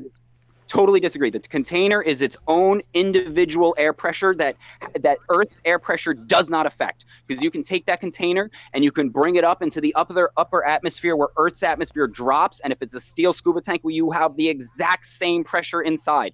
The pressure inside that tank is not affected by the outside pressure of Earth whatsoever. You can even take that pressure and you can take that tank and put it into water and drop it to the bottom. The only thing, and I'll say this again, and if you can find a hole in it, the only thing that will affect the pressure inside that container is the integrity of the container. Okay. That is it. The Earth is nowhere in that equation. So if you remove the container, though, you'd still have pressure at that point, wouldn't you? You wouldn't have the same pressure, but you'd have pressure. Because you would have air pressure from the Earth, which then we're trying to find the cause of, which comes back to container, and then your claim that it is without and your inability to prove it. And we just keep going round and round. Concede or new point. I have a couple, but I'm running out of juice. But if you have if you have no pressure, if you have that container, right, and there will always be air pressure in a container whether you drop it low or whether you bring it up high. If you have that container and you remove that container, there will still be air pressure at that point. So you're not proving that air pressure itself needs a container. You're proving that a differential in air pressure needs a container, which if you concede, will actually prove you wrong, that we don't need a. No, it's not. Not a differential. No, that is a total straw man. That is not that we create a differential. Okay, because we can control it and we can vary it. So it's not based, we're not comparing it to what it is on Earth, because like I said, we can take it to different pressures on Earth and it will always be the same. So it is not independent of Earth. Okay, so when you say we're comparing it, you'll say we're comparing it at sea level, which is 14.7, but then you go up to Mile High and it's much lower. So the comparison changes. So it's not in comparison to Earth. Okay, it is its own individual unit that we measure. We are measuring the individual pressure of that container. Okay, and if you would like, you can take that individual measurement that you've used through a pressure measuring device, then measure the pressure that we have of Earth and compare the two. You can do that, but you can't just declare that you can't have a container for air pressure because the pressure inside of a container you can make different than the outside air pressure of. I could do that with two containers. I can take a bigger container and a smaller container and change the air pressure between the two of them, and they won't affect each other. But bam, just prove the Earth can be a container, and it most likely is. And if you're going to say it's not, I need proof. Because you're making a claim, man. You're making a claim that we don't need the physical walls of a container. You're trying to push your proof onto, but couldn't it be? No, it couldn't. And if you want me to believe it, demonstrate it. The problem here is that you're confusing a differential, a difference in pressure, right? So I do know that if you have a scuba tank, like you said, and you take it up, if you take it up really high and then go down very low, the pressure inside that container won't change. It will remain the same, provided the rigidity of that container. But it's still a difference in pressure. No, it's only a difference when you start comparing the two of them. But if you take away the container, no matter where you are, if you take away the container when you're in, if you're up really high or if really low, there will still be pressure there. So because of the bigger container, just like if you did it on a smaller experiment and you took a big container and pressurized it to sea level pressure, and then put a smaller container and up the pressure, and then removed it, it would fill that space. Yes, okay, that doesn't prove you can get air pressure without a container. And if that's your claim. So you're doing the same thing, and you're going to have to, hold on, let me finish. You're going to either have to concede this point or prove it. All you're doing, you're trying to say that there's a differential. No, there is no differential. The difference is when you start comparing one pressure to the other. When you compare pressures, that doesn't allow you to say we can make air pressure without a container. You don't get to do that. no matter what, though, you are assuming that the atmosphere is within a bigger container. I'm not assuming that. I'm showing you that the only way to have air pressure is with a container. And if you're telling me, you're going to be like, no, gravity can make the air pressure. Prove it. Prove it with a demonstration like I did. I had a scientific experiment. What was your... 3 of them with containers inside other containers. And every single one of them reacted the way we'd expect them to react.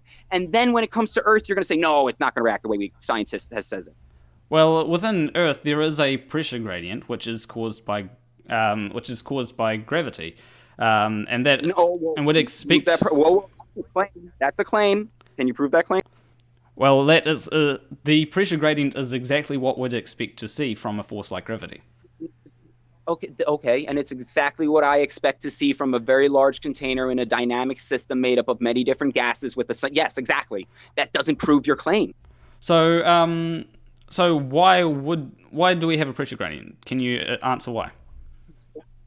Yes, I can. For the exact same reason, the pressure gradient in water, because pressure comes from the top down. You have air, all the air is trying to escape out of the container. It's pushing up and then coming back down. That air also has weight from the pressure. It's the accumulative weight of the pressure of air inside of the container that creates the pressure gradient in the exact same way that there is a pressure gradient in water from the accumulation of matter on top of you. Okay, so where do we get the vector from? The downward vector. Where do we get it from? What downward vector? The downward vector that creates the pressure gradient growing from sea level up to... I just told you, it comes down. It's from the top down. Yeah, what creates that downward vector? The walls of the container. Okay, so how does the walls of the container create a downward vector? They fit the container. It's not a. When you say downward vector, what are you saying? Like things falling? Is that what you're trying to tell me? Well, there's a pressure gradient going from top to bottom, right? And yeah, because the of matter on top of you, the higher you, it's just like in water. When you're at the bottom of a swimming pool, you have the most amount of water on top of you, so it's pushing down on you. And then when you come up, you're in air, and you have the most amount of air on top of you at sea level. And the higher you go, the closer you get to the source of the pressure, which is the container's ceiling. So you're going through all that weight of air, so it's getting less and less. But what provides the directionality to this gradient? You've got to have something for directionality. It's because air wants to expand out, and when you compress it in, okay, you're compressing it down. Why does it compress down, though? Why not up? Because it's in a container. Because it's in a container. Yeah, but why? The container is forcing down. Okay, and it's not down. The helium floats up. So when you say down and up, it's relative, man. Yeah, it is. It's all relative. It is relative. So why do... It's relative, so stop saying down. It's not down. It's relative. So stop saying down. Yeah, but why does the pressure gradient go towards the Earth? My God, I just said for the 3rd time, because it's the accumulation of matter on top of you. So when you're at sea level, okay, picture the air and the ocean are exactly the same. The only difference is that you can breathe in air and the pressures are different because of the densities of the medium. So when you're at the bottom of the ocean, you have all that water on top of you, okay? That's why it's pressing and it's going to explode you. It is the exact same principle with air, exactly the same.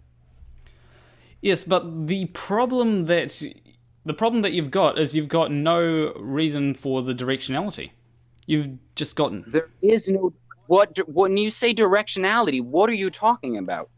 We've agreed that up and down are relative, so where is the directionality? Because, you say that there's... you've got all this stuff pressing downwards or pressing on you, right? Is uniform in every direction. What? Right? Isn't air pressure uniform in every direction? Not if you go up. No, that's a gradient. I'm saying if you're in like air in your body, say you're standing outside, right? Yeah.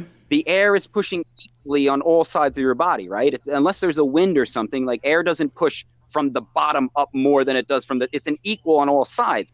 Yeah, we can agree on that. So then why do you bring in directionality? When there is no directionality to the air pressure, it's just uniform. Because you need... And the gradient is explained by the accumulation of matter on top of it. Because you need a directionality to have that accumulation of matter on top of something.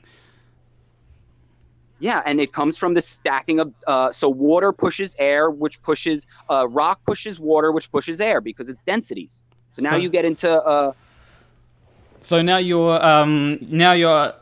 directionality is density, right? the directionality is based on the pressures differentials. Okay, right? Would you agree to that? Because density is nothing but pressure. Okay, here, quick before maybe you'll learn. My phone might die because it's crazy like that. Okay. So we're getting into that time. But answer me 3 questions here, so I could maybe you can try and see where I'm coming from. Air has pressure. What was that? You cut out. Air has a pressure, correct? Yes. A liquid has a pressure, correct? Yes. Okay. Would you say a liquid's pressure is higher than a air pressure usually? Yeah, I'd say that. Especially especially when it's relative. Okay. Do solids have pressure? That's a good question. I wouldn't, to an extent, probably. I gotta put this one. You got to. There's only one answer. To an extent, I'd say yes. So I yes. could be wrong. Okay. So no, you're right. Now here's the thing. Do you want to know what a solid's pressure? Do you want to know another word for a solid's? I'm assuming you're going to say density. No. Okay. Weight. Okay. Yeah, that's a weight of measuring a pressure that a solid exerts on the ground. Okay, and do you know why that pressure exerts a solid on the ground? Because it's why the solid exerts a pressure on the ground or another solid? Because that solid is also taking up space inside of a container, and its matter is pushing everything out of the way. And that, just like how you can measure the force of air pushing on you, you can measure the force that the rock pushes on something by putting it on a scale. And you're going to think it's gravity when you're really actually measuring the pressure. So when you start talking about ups and downs and all that, it's just pressure differences, man. Okay, rocks are higher pressure. Can I ask you liquids? Can I ask you a question? Yeah, man.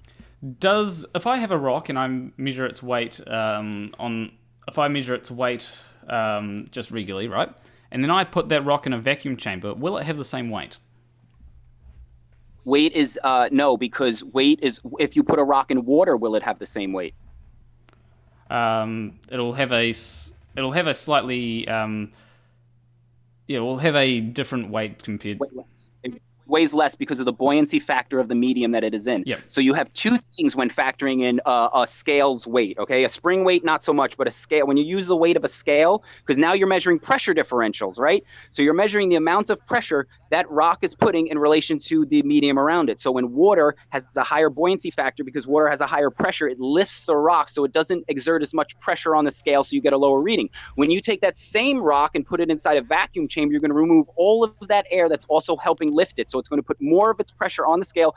You'll get a higher reading. Has nothing to do with gravity. That is also why you have weight differences when you start going up in altitude. It is the exact same thing. It has nothing to do with gravity and everything to do with the atmospheric pressure getting less, and then you getting more of the actual pressure of the object applied to the scale. Wait, so I'm just thinking. So you expect a rock to weigh more in a vacuum chamber? Of course, because there's no air helping support its pressure from the scale. Okay, I'm actually time to pull out. Do things? Yeah, I've already. They'll say it's the buoyancy force of the medium that it's in. So yes, absolutely, dude. That's why. Why do you think things weigh? Why do you think things are easier to move in the water? Why do you think they appear to weigh less in the water?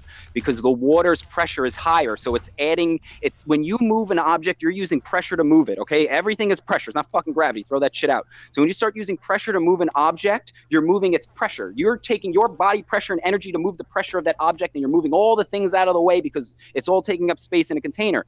So a higher pressure object going to take more energy to move. Okay. And when you have a medium around it, it's going to weigh less, just like if you kind of held it. So I did Google it, and you are right. When measuring... Whoa! Are you... I'm right. Wow. What? You mean I did my research and knew about this shit before I broke? Yeah, I was just wondering because it sounded. So can we concede that Earth most likely is now in a container? Since No. I've given you your vectors, I've given you your force. Why not? Like the sky isn't under our feet. Just because you're right on one thing doesn't mean you're right on everything. You know. Okay, no, but you still have. Hold on, you still haven't demonstrated air pressure without a container, and everything you've tried to trip me up on with my model, I have successfully demonstrated. And you have not demonstrated anything in reality for your model. And the only time you've ever questioned something on my side, you went to Google and found out I was right. So, man, like, what do you got? What did you have in this debate? Well, when it comes to because here's a problem. Your argument kind of defeats itself. So you're saying that the weight of all the air that's above is creating this gradient. So wouldn't the weight of the air be pushing downwards? I'm just confused. It really. We just went over this. Oh my God, let's go over it again. It's okay. When you're standing in the air, is it pushing down, up, or evenly from all sides? Well, when you're standing in the air, it's pushing. It's mostly pushing evenly from all sides. There is a bit of directionality to it. No. Where do you get directionality from? When you jump up, you come back down. But when you have air, it does not. When you have a pressurized system of air and you're standing in it, it is putting its air equally on the surface of all objects. Can we agree on that? I thought we did. Didn't we? You agreed on this, but we do. You agree. We do. Okay, so there is no directionality. Well, to create, there is a bit of directionality, which is what causes the pressure gradient, and at least in the globe model, that's what causes the pressure gradient. And in my model, just the same. It's from the accumulation of matter, pushing off of the ceiling of the container. It works the same, just like you have water. Water is a fluid, air is a fluid. Accumulation of water makes a higher pressure with the gradient. Same thing with air. But why does? And you need a container for water. Why doesn't air expand? Why doesn't air expand uniformly so that there is no pressure gradient? One, because it's a dynamic system, so you have air being made at the bottom and then it's coming down. You have the sun, which is heating, which creates a swirling effect. Okay, so you got this like the sun going around, which is like, so the air is making it like a hot soup. They're mixing it and they're mixing it and mixing it. So that's why you don't have a perfect uniform air pressure, okay? Because it's the only time you're going to get a perfect air pressure is when you have a harmonic balance. There hasn't been the harmonic balance. That sun moving around, you have plants breathing in. I'm not going to get into oxygen and hydrogen being fake, but you got air, plants breathing in air, or the negative part of water, and then breathing it out. So you have all this stuff happening at the ground level, right? The air beam, and then so picture like air is kind of like sea turtles going into the sea, like a lot of them get eaten before they make it to the top. So that's why you have that gradient too. You got people breathing in some of that air that gets, and then on its way up, like that you got, again, there's a lot of factors. It's not just gravity's making a thing. So, it's dynamic, it's complex. If I'm in a desert, right, where there's no plants to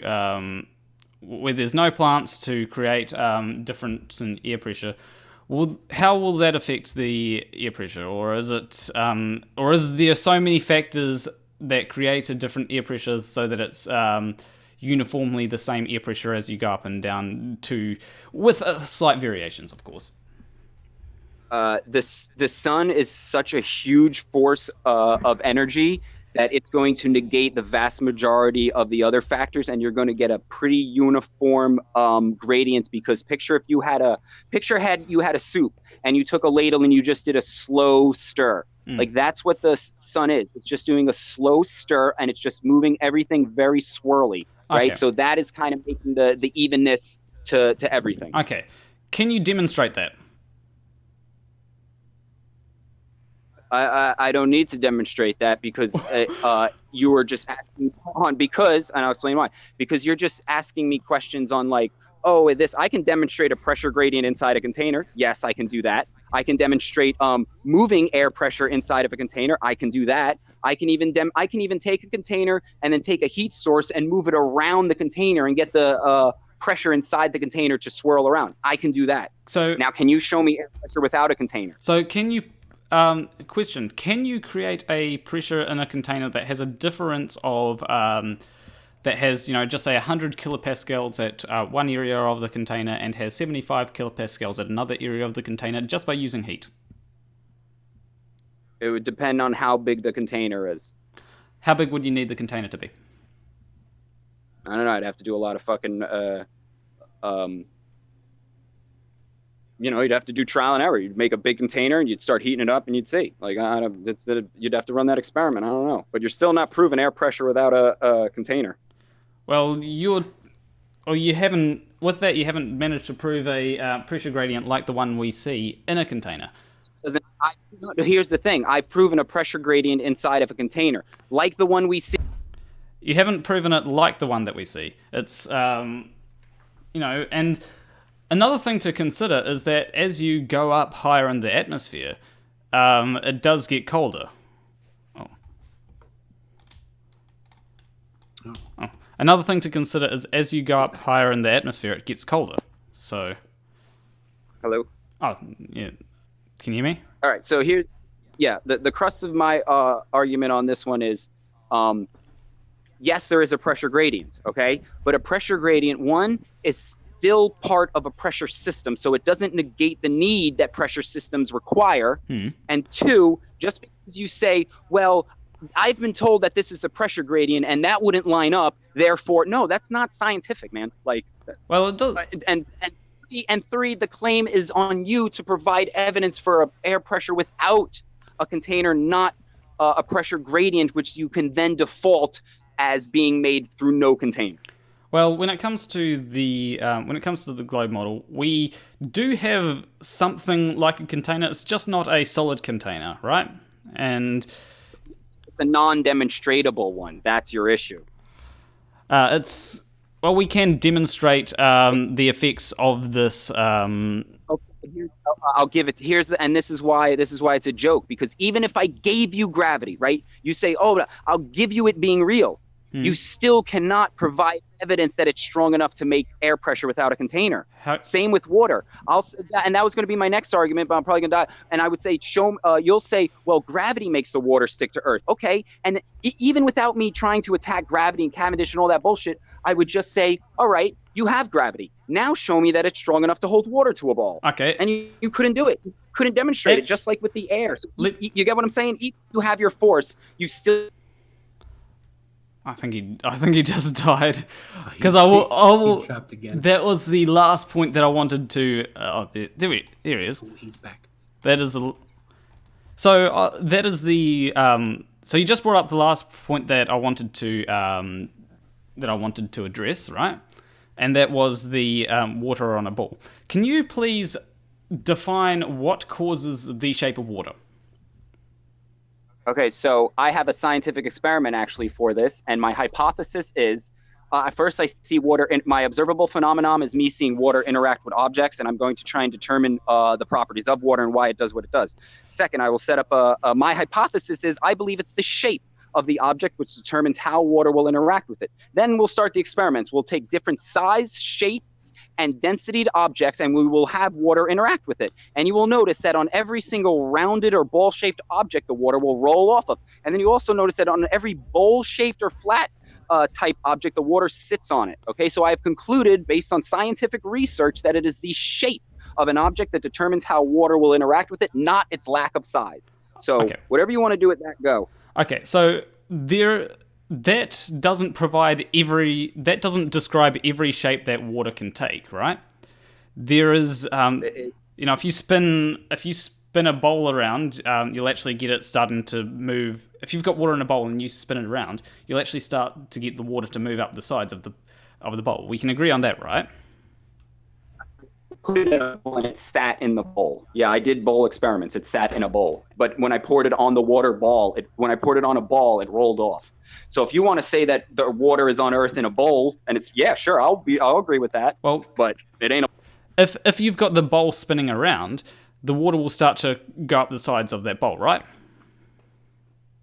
Yeah, if you apply a force to the water, you can make it interact. Now, I know where you're going. You're going to say that gravity is the force that is making. Now, you have to demonstrate it, because you're just making a baseless claim. You're just saying, I believe beyond faith that Mr. Gravity is holding the water to the ball because my teachers told me. Okay, And then I'm going to say, well, that's great. Can you demonstrate it? And you're going to go, no, I can't. And then I'm going to say, well, then why the fuck do you believe it? Throw it out. Okay, and you're going to go, but I don't want to. Okay, you've jumped the gun here a bit, right? I'm going to ask... No, but I was going to ask... So, what describes the shape of water in all scenarios? And there is one that does describe the shape of water in every scenario. It conforms to its container. No. I mean, as I said about the water going up the sides, you don't have the... you can't describe why it's... You're spinning it. So, unless you can demonstrate... See, this is where I'm gonna shoot you down. You can only demonstrate me spinning the water to make it do. If you want me to believe your bullshit with gravity, you're going to need to show me the bowl with the water spinning and gravity doing. You're actually very close with your answers here. You've just got to marry the ideas. Because if I pour water on a flat surface, no, what you're telling me I need to do is I need to. Stop interrupting it. Let Planarwalk finish his sentence there. If I pour water on a flat surface, it will have a somewhat curved surface. And I'm not saying that that debunks everything you've said. I'm just saying there is a way to describe the way that it is acting there. That's surface tension. Yes, water has a surface tension to it. Okay, I agree. So if we take all these things, you're saying container, it conforms to the shape of a container. The top of it will. It'll react to forces. There is surface tension. If we marry all these ideas, right, there is a single uniform way to describe the shape of water. What do you think that might be? It's formless. What? Formless. No, that's not the. There's a single uniform way to describe every shape that it can make, whether it be a raindrop, whether it be. I'm running out of battery here. Okay. I got probably 5 minutes. And I can't charge because my. Okay, so the shape of water it will always conform to the forces acting upon it. Do you agree with that? Yes, but here's the problem: you cannot demonstrate gravity acting on water to hold it to a ball. Do you agree on that? I'm actually going to bring up something else. Would you say that the description of water applies to every liquid? I would say I don't know other liquids have the same surface tension that water does. Well, would you say that the description of water will always take the shape of the forces acting upon it, right? Would you agree that that description can be applied to any liquid? Yeah, I would say all liquids I've seen so far. Okay, there is what you can do is you can actually take a liquid that's. Oh, don't tell me ferrous. Are you going to go ferrous magnetic fluid? Yeah, that has a force. Okay, I'm gonna stop you there only because of my battery concerns. So what you're going to do is I love this one because it's the 0 for 3. The 0 for 3 is where you take gravity. You're going to replace gravity with magnetism. You're going to replace water with a ferrous fluid, and then you're going to claim, "See, look, I did it! Yay!" No. If you want to prove that water can take the shape of a ball with gravity, then you can show me that. I know that fucking magnetic fluids will conform to a ball. We know that. Okay? So, now, make a claim about gravity. Don't bring up magnetism. Don't bring up a ferrous fluid. Show me water. Water's not magnetic. If water was magnetic, I'd be like, okay, you got something there. Water's not magnetic. All right, you can let him answer now. So if he can to the specifications of water and gravity and not move the goalposts 30 yards in and then chip shot it in and be like, look, I did it. Well, you can see how a liquid can. I know, but you gotta prove it. Let him finish his sentence. You gave him 3 words before you interrupted, so you can stop right now and let him finish. But magnetism can do Stop talking. Stop talking. Planarwalk gets to answer. Running out of battery, and he's just saying magnetism can do it. Stop then therefore talking. gravity. Let him answer. Stop talking. Let him answer. So you can see how liquids can, if you've got a force acting on something, you can see how something can conform to. If you've got a force acting on a liquid, you can see how a liquid can conform to a shape of a sphere.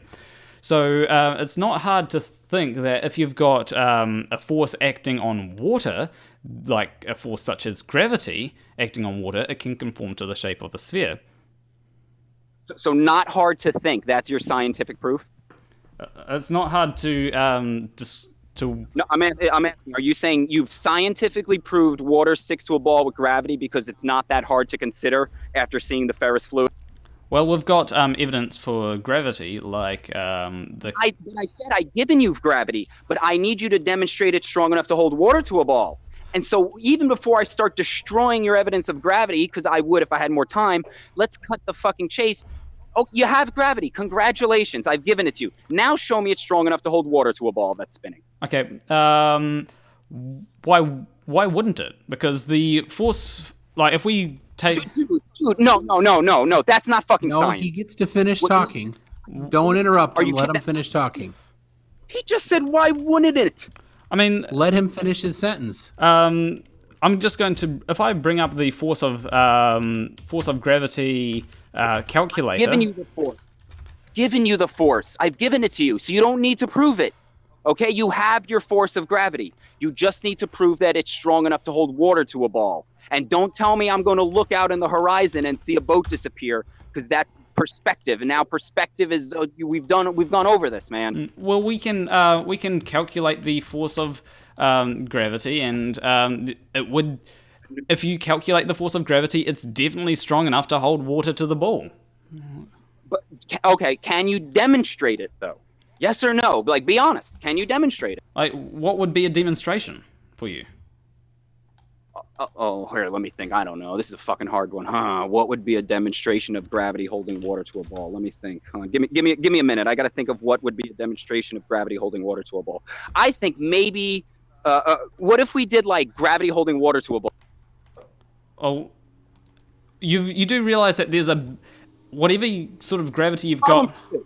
I understand it's a problem for you because you can't demonstrate it. Yes, well, I understand that. No, the problem here is that you've got a larger ball with a larger amount of gravity underneath whatever ball you've got on Earth, so you cannot... Well, it looks like you made a bold claim, man. Stop interrupting. Right the hand. Stop interrupting. So what you've got is a huge ball with this tiny ball, this tiny ball doesn't have much gravity, and so whatever water you pour on this tiny ball is going to get pulled towards the larger ball because of the amount of gravity that the larger ball has. Okay, how do we know it's not a larger flat plate? Because we've seen water roll off the ball. So maybe the gravity turns it into a plate, and that's why the water sits on it. You're not all you're doing is telling me, believe me. That's all you're doing. I don't believe you. Can you or can you not demonstrate the gravity holding water to a ball in a scientific experiment like I did to disprove it? Can you do that? Here's the problem with... No, I don't know. Yes or no, man. I showed you a scientific experiment. Do you Stop interrupting. Can I please explain? Right the hand. Stop interrupting. He's obfuscating. Stop interrupting. He gets to answer. You get to shut up. Yeah, okay. Yeah, yes or no? Do you have an experiment that shows gravity? All right, he's muted. Go ahead and answer, and when you're done answering, I'll unmute him. So the problem that we get is that when you try and say, show an experiment that shows that gravity can hold water to a ball. The problem is that if we did that here on Earth, we would literally be disproving gravity.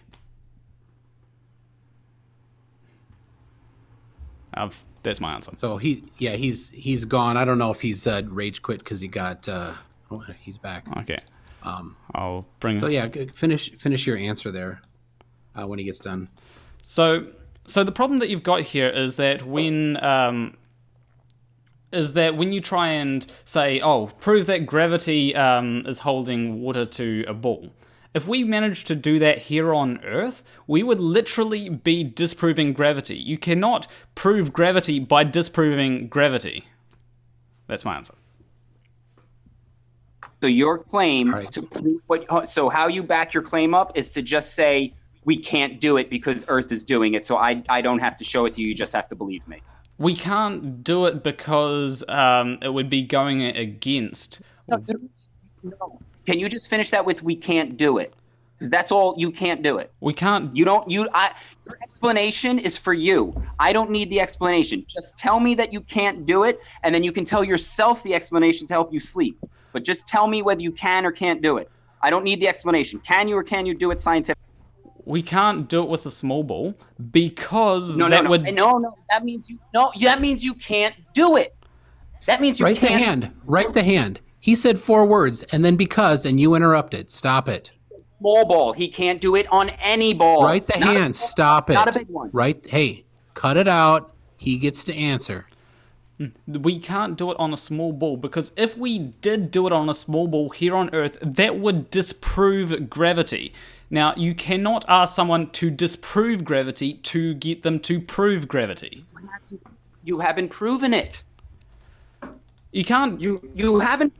No, you haven't proven your force strong enough to hold water to a ball, because that's your claim. Now, if your claim, if how you back that claim up is to tell me you can't do it, then you can't make that claim. I'm sorry. That's how it works. You're making a claim and then using an excuse to not back it up. Well, yes or no? We do have experiments that show gravity. But not that it's strong enough to hold water to a ball. And you can't demonstrate that, so just say you can't, and we move on. Well, the problem that you're going here is you're saying that it wouldn't be strong enough to hold water to a ball, but it would be. It's, you know, if I've brought up the gravity. What? Because we've seen it roll off, so we know it rolls off balls. Now you're going to say that the ball with the gravity can hold it. You have to demonstrate it. You can't just keep making the claim that it can do it and then say, well, I can't show you because then I would disprove. But that, I mean, you're just protecting it. You're just saying, I never need to demonstrate my claims because if I ever did, it would disprove it. But if you did demonstrate it, then you know what I'm saying? You're just making an excuse for why you don't have to demonstrate your claims. And that's bullshit, man. Well, the thing is, with gravity, there is far more gravity produced by the Earth. And how many kilograms of water do you want? No matter what mass you choose for the kilograms of water, it's going to be, you're going to have a gravitational force. And I've got this up here on my screen, on the stream. You know, it's always going to attract other mass, including water. So, you know, your argument is disprove gravity to prove gravity. It's your claim, okay? You're making a claim. I go out to the beach and I say, hey, look at that water. It just goes flat and out forever. And you go, no, it's sticking to a ball. And I go, how is it going to stick to a ball? Look, it rolls off. And you're going to say, no, gravity. And then I'm going to say, can you prove that? And you're going to say, well, I can't, but you just got to believe me. It's science. Well, we can prove that gravity exists with stuff like the Cavendish experiment. And using the... I'm not going to get into Cavendish because I don't have time. But first, Cavendish proves torsion bar twist, and you're not proving that it's strong enough to hold water to a ball. So you're so far from what you need to do, man. You haven't demonstrated the sky under my feet. You haven't demonstrated air pressure without a container, and you haven't demonstrated gravity strong enough to hold water to a ball. Like this has been an absolute win for me. I feel your people will be like, oh, he did it. He shut right the hit. You've demonstrated absolutely nothing. And I've demonstrated every single point that I've made. I've demonstrated air pressure. I've demonstrated pressure. I've demonstrated the vectors of up and downward pressure differences. I've done it all. And you've done nothing. You've done nothing, man. This is crazy. And they'll label you the winner. Well, the problem that you've got here is that you're just, whenever I make a claim, all you're saying is no, that's not it. And then you provide a very claim. That's all you do. Just make the claim and then you don't back it up. Just make the claim and don't back it up. So instead of, I get on you for just making claims because you don't back them up with any sort of empirical evidence. There are large bodies of evidence for every claim that I've made. There's large bodies of evidence for Cavendish. No. Cavendish doesn't prove that force is strong. Write the hand. Write the hand. He's talking. Let him finish. There's large bodies of evidence for gravity. There's large bodies of evidence that show how air pressure air pressure would form a pressure gradient in a system with gravity. There's evidence for how the stars work. Is any of that scientific evidence? Do you have any scientific evidence? All of this evidence is scientific. Wait, you're saying Cavendish is a scientific experiment if mass hangs from string, torsion bar twist? Is that what you're going to tell me? So with Cavendish, what's your observed phenomenon? The observed phenomenon is objects fall towards the ground, and we want to know why does it fall towards the ground. And one hypothesis that you can come up is the. Okay, hold on. Let him finish. Let him finish. Let him finish. Let him finish. I don't know. Let him finish. No, my phone is dead. Let him I know my phone finish. is dead. You're interrupting. Then stop lying about your phone. Let him finish his sentence. I know. It's about that point. About the point he just made. All right, he's muted. Finish your sentence. So when it comes to the hypothesis could be, the mass of the Earth causes objects to move downwards. So that's your hypothesis. So how do you test this, right? How do you test it? Well, you can't change the mass of the Earth. You can't make the Earth have no mass. So what you do is you set up something like an object that would an object with mass. Now you've got to work out, does this object with mass, how do you stop the Earth's mass from interfering with this experiment? So the way that we do it is we hang a couple of balls from a torsion bar, and torsion bar, I get words mixed up. And so if it moves towards and you set up some other mass, and if it moves towards these other masses, then you can prove that gravity is the cause of it. Well, you wouldn't prove it, it's just evidence for it. So go ahead, right the hand. Okay, so I got to crush. Oh my God, I can't even believe you just said that. So your observed phenomenon is things falling down, okay? And then to find out why things fall, you're saying you're jumping. To prove your hypothesis, you assume your hypothesis. Your hypothesis proves itself. Hold on, let me finish. You're going. Explain, please. I believe mass attracts mass. Hold on, let me finish. You go. I believe mass attracts mass, and then what you do is you set up this elaborate machine, right, that detects mass attracting mass. You get torsion bar twist from these things dangling from strings in a very vague manner, right? And then you declare your original thing.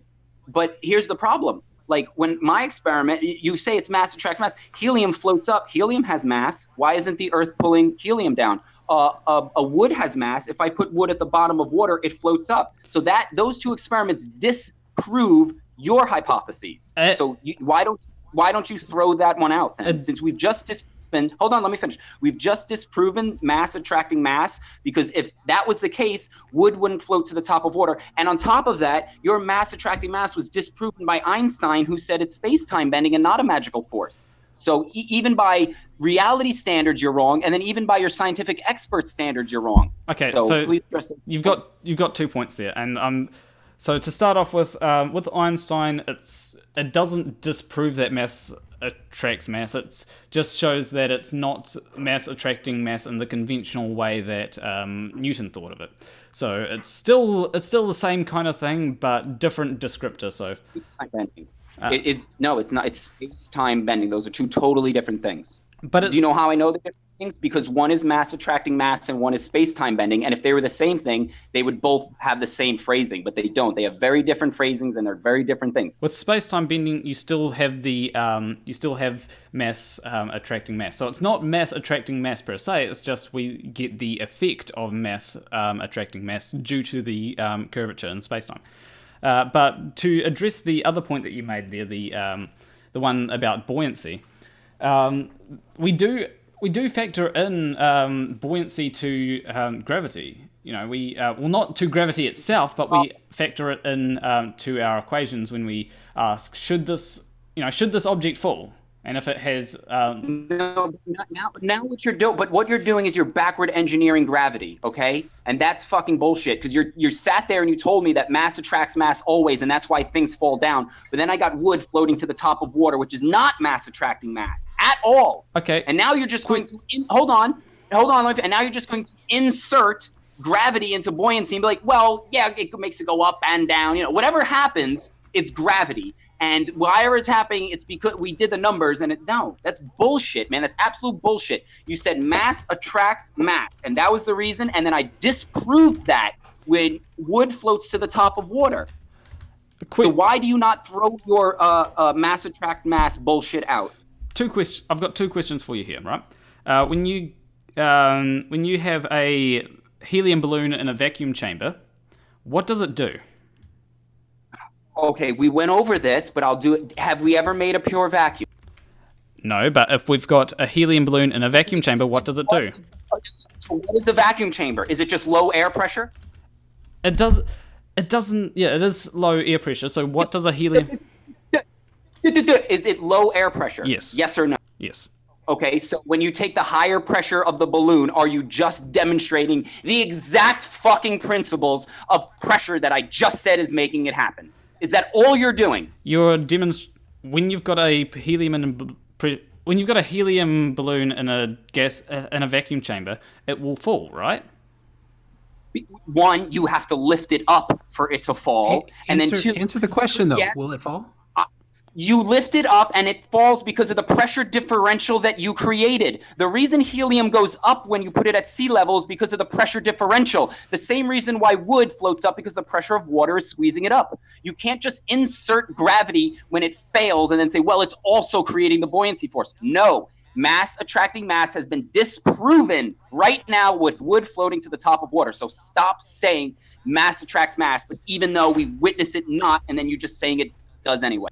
Well, in a vacuum chamber, the helium balloon will fall. So it's still being attracted to... Right.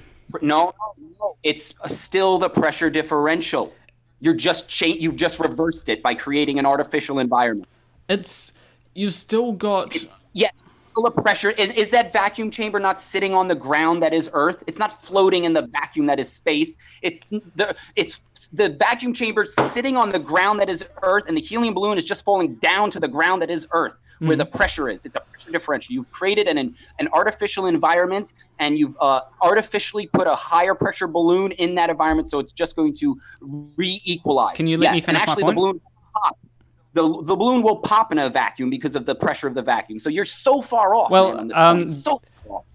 I have actually seen helium balloons in a vacuum that have fallen toward, and it has fallen down to the bottom of the vacuum. So we've established that the reason things fall is because of a pressure difference. We've established that. It is not mass attracting mass. I don't know why you just keep bringing it up. It's not. Wood putting to the top of water disproves mass attracting mass. Disproven. No, it doesn't. Let me explain why it doesn't, right? So if you've got a helium balloon in a vacuum chamber and it falls, it's still being attracted towards the larger mass that is the Earth. It's just not... No. It is still going down. Let him finish. Because he's lying. Let him finish. He gets to finish. You're lying too, so shut the hell up and let him finish. So when you have a helium balloon in a vacuum chamber, it's still being pulled towards the Earth. And, when you've got a helium balloon that's not in a vacuum chamber, it's still being pulled towards the Earth. There's just other forces acting on it that prevent that from happening. There's a force that's pulling it towards... What are those other forces? So what are those? Because I say it's all the other forces. So I want you to tell me what are the other forces that are acting on that helium. Well, the main one we need to consider is the fact that the air pressure will create a force that pushes the balloon upwards. Wow. Okay. So air pressure, which is mine, is what's pushing the helium balloon up, right? Yep. So far you've just agreed with me on my model. Okay, great. Now, what pushes the wood to the top of the water? The pressure of the water will push. Okay. So, and we also went over that, rocks have pressure, correct? Solid objects have a pressure? Yep, they do have a pressure. So couldn't we say that if the rock is falling in air, it's just due to the pressure differential, which fits with my model, and there's no need for your bull? The problem is that is that you still have mass attracting mass. No, we can also. It's not mass, and we can also predict. See, your mass attracting mass fails at predictions because How? when it comes to helium, it floats up. I'll tell you, because you say mass attracts mass, which means that the object with the most mass will pull everything towards it. Yet wood floats to the surface of water, which means that yours is bullshit. Which means that it's the pressure of the water which pushes the wood to the surface, not it overcoming gravity. Gravity's not there. Mass attracting mass is gone since the wood is floated away from the earth. It is gone. It is done. Throw it out. You can't blame it because I have other reasons to explain it. If I didn't have pressure to explain why the wood is floating up, yes, then maybe you can use gravity. But I have other explanations, and they work in every single situation where yours fails. And they don't. There is no situation where you can present pressure differential not doing what I think it's doing, where I can present you 100 different things of gravity failing. I think he might have lost battery, but the point that I wanted to make there is, there he is. Always. So the point that I want to make is that no, it's not just the other things that are. All right, he's muted. You can answer.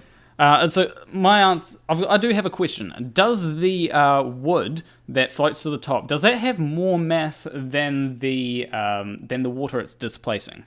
Go. Oh. More mass? Yeah. Does it have more mass than the water it's displacing? Depends on how big you can make wood float on water with less mass than it. Yes, you get a little tray, get a big log, big balsa log, and put it on there. It'll float. Yeah. Okay. So it doesn't have to. I think water will support a piece of wood bigger. So when it comes to the if I drop a piece of wood in water and I'm not too careful about it, all right, and it floats, usually you've got this thing called Archimedes' principle, and I'm sure that you've heard of it, and that's where it'll displace the same amount of mass that it has of water, right? Do you agree with that? No, I agree that it will its pressure will interact with water's pressure. So we agree. So do you have pressure? So do you disagree with Archimedes' principle? No, I agree it happens, but it's not happening because of why he says it's happening. It's not gravity. Gravity has nothing to do with it. Okay. Yes, water gets displaced by other objects, but that's because of the pressure of the solid object. Just like we went over, liquids have pressure, air has pressure, solids have pressure. When you put a solid object, it's going to push all the water out of its way. But the way that when you have a solid object, the way that I see it is it's being attracted towards the center of the Earth, right? And so because of that, it's getting. Hold on. How do you know the Earth has a center? Well, if you're going off. When you're going off the Bohr model, and there's plenty more evidence than what we've been discussing for the Bohr model. We can agree it's faith that you believe there's a center, because you've never been to the center, right? You have faith there. Yeah, but when you've got evidence for a globe Earth, then it probably has a center. But it's still faith that you believe in it. That I believe in the globe Earth. No, in the center, because you said that the Earth has a center. You've never been there. You only you have a belief.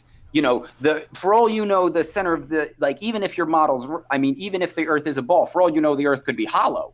You've never been there. They just tell you. So yeah, but will you agree that it's hold on? But will you agree with faith that you believe that the Earth has a molten core? We believe and everything's attracted to it. Well. This doesn't depend on Earth having a molten core. I'm just saying that it's attracted to the center. It doesn't matter whether the center is molten core or not. Okay, it just. So, do you agree? Do you agree it's faith that you believe in the center, since you've never been there? No, because everything has a center. Does this Bible have a center? How do you know everything has a? Does the sun have a center? How do you even know the sun is? Does a donut have a center? A donut does have a center, but that center is not part of the not within the actual donut itself. Did you just state that a donut has a center that is not part of it? Yes. So then how does it, so it doesn't have a center because it's not part of it. The center is not part of the donut itself, but it still has a center. How does the donut have a center that's not part of it? Isn't that part that's in the what you call the center actually the sky, and that's not the center of the donut because it doesn't have one because it's got a hole in it? When we're talking in the phrases that I'm talking, everything has a center. Even this cup has a center because there is a central point that every bit of mass we can define that there is a place in this cup called the center. It is not a physical part of the cup, but it's still center of the cup. No, you can get a point that is equidistant from all other things. It's not part of the cup. You can create a point that is equidistant from the object. And that's what we call the center of the object. But you've never been there, so you don't even know. How do you know that where you're going is, because you're saying I'm pulling to the center, but what if the Earth is, oblong, right? You wouldn't be getting pulled to the center, right? If it was or even if it was, round but widened, like there's a whole bunch of scenarios. Even if your model, even taking liberties with your model, where you're not being pulled to the center, because if it's not a perfect ball, then the center is like off kiltered, and there'd be all these issues. So like I just have a little issue with that term because you're just saying something falls and then declaring it's because it's getting pulled to the center of the Earth when you've never been there. So like you're just making a lot of assumptions. Well, the way that gravity works is you've always got to have every object. When it comes to gravity, has a center. That central point is where everything will get pulled to. And so when it comes to that, if you've got something like a piece of wood, that's getting pulled to the center of the object. And if there's it's floating to the top of water, so it's not going to the center of anything. So it's defying your law in every aspect. It's not going to the center of water, and it's not going to the center of the Earth, and it's not going to the top of the Earth. It's going to the top of water because of the pressure of the water that's pushing it up. So where is I'm not seeing where you keep inserting your mass, attracting mass, and your gravity and everything to the center, because the problem that you've got here is that you've also got another force acting on that bit of wood that's preventing it from going towards the center of the object. Just like if I have this Bible here, there's something that's stopping it from falling to the ground because, and it's an opposing force that's stopping it from falling to the ground, and that's why it doesn't until I let go. On your table. What? But yeah, you're the force. Yes. You're holding it. Yes. But if you put it on, here, let me ask you this. Let's say you have a table that has, it's got nothing underneath it, and you take your Bible and you throw it on the table. It won't make it to Earth, right? It'll stay on top of the table. And the reason why? Because there's an opposing force. That table is an opposing force. But how do you know it's not you keep inserting this opposing force, and I'm saying, how do you know it's not just the forces we know about? Like, I've explained pressure and all that, and that will explain everything that is happening. So wouldn't it be? Hold on here. Wouldn't it make more sense that we're not overcoming gravity and it's just the forces that we see? The problem is that you don't really have anything to provide a vector when it comes to if you take away gravity, you have no vector. No, we do have a vector, the container. Okay? How's the container a vector? Because up and down are relative based on the pressure differentials. Because here's the problem. You think things are going down. You only think that because you live in air, which is the least dense medium. If you lived in water, you would think the majority of things floated to the surface, and you would have a totally different view on what the world is, okay? Yep. So the only reason things fall is because everything you are comparing them to, you're comparing them to the least dense or lowest pressure medium. The highest pressure medium is the ground. That's why everything hits it, because it is pushing with the most pressure.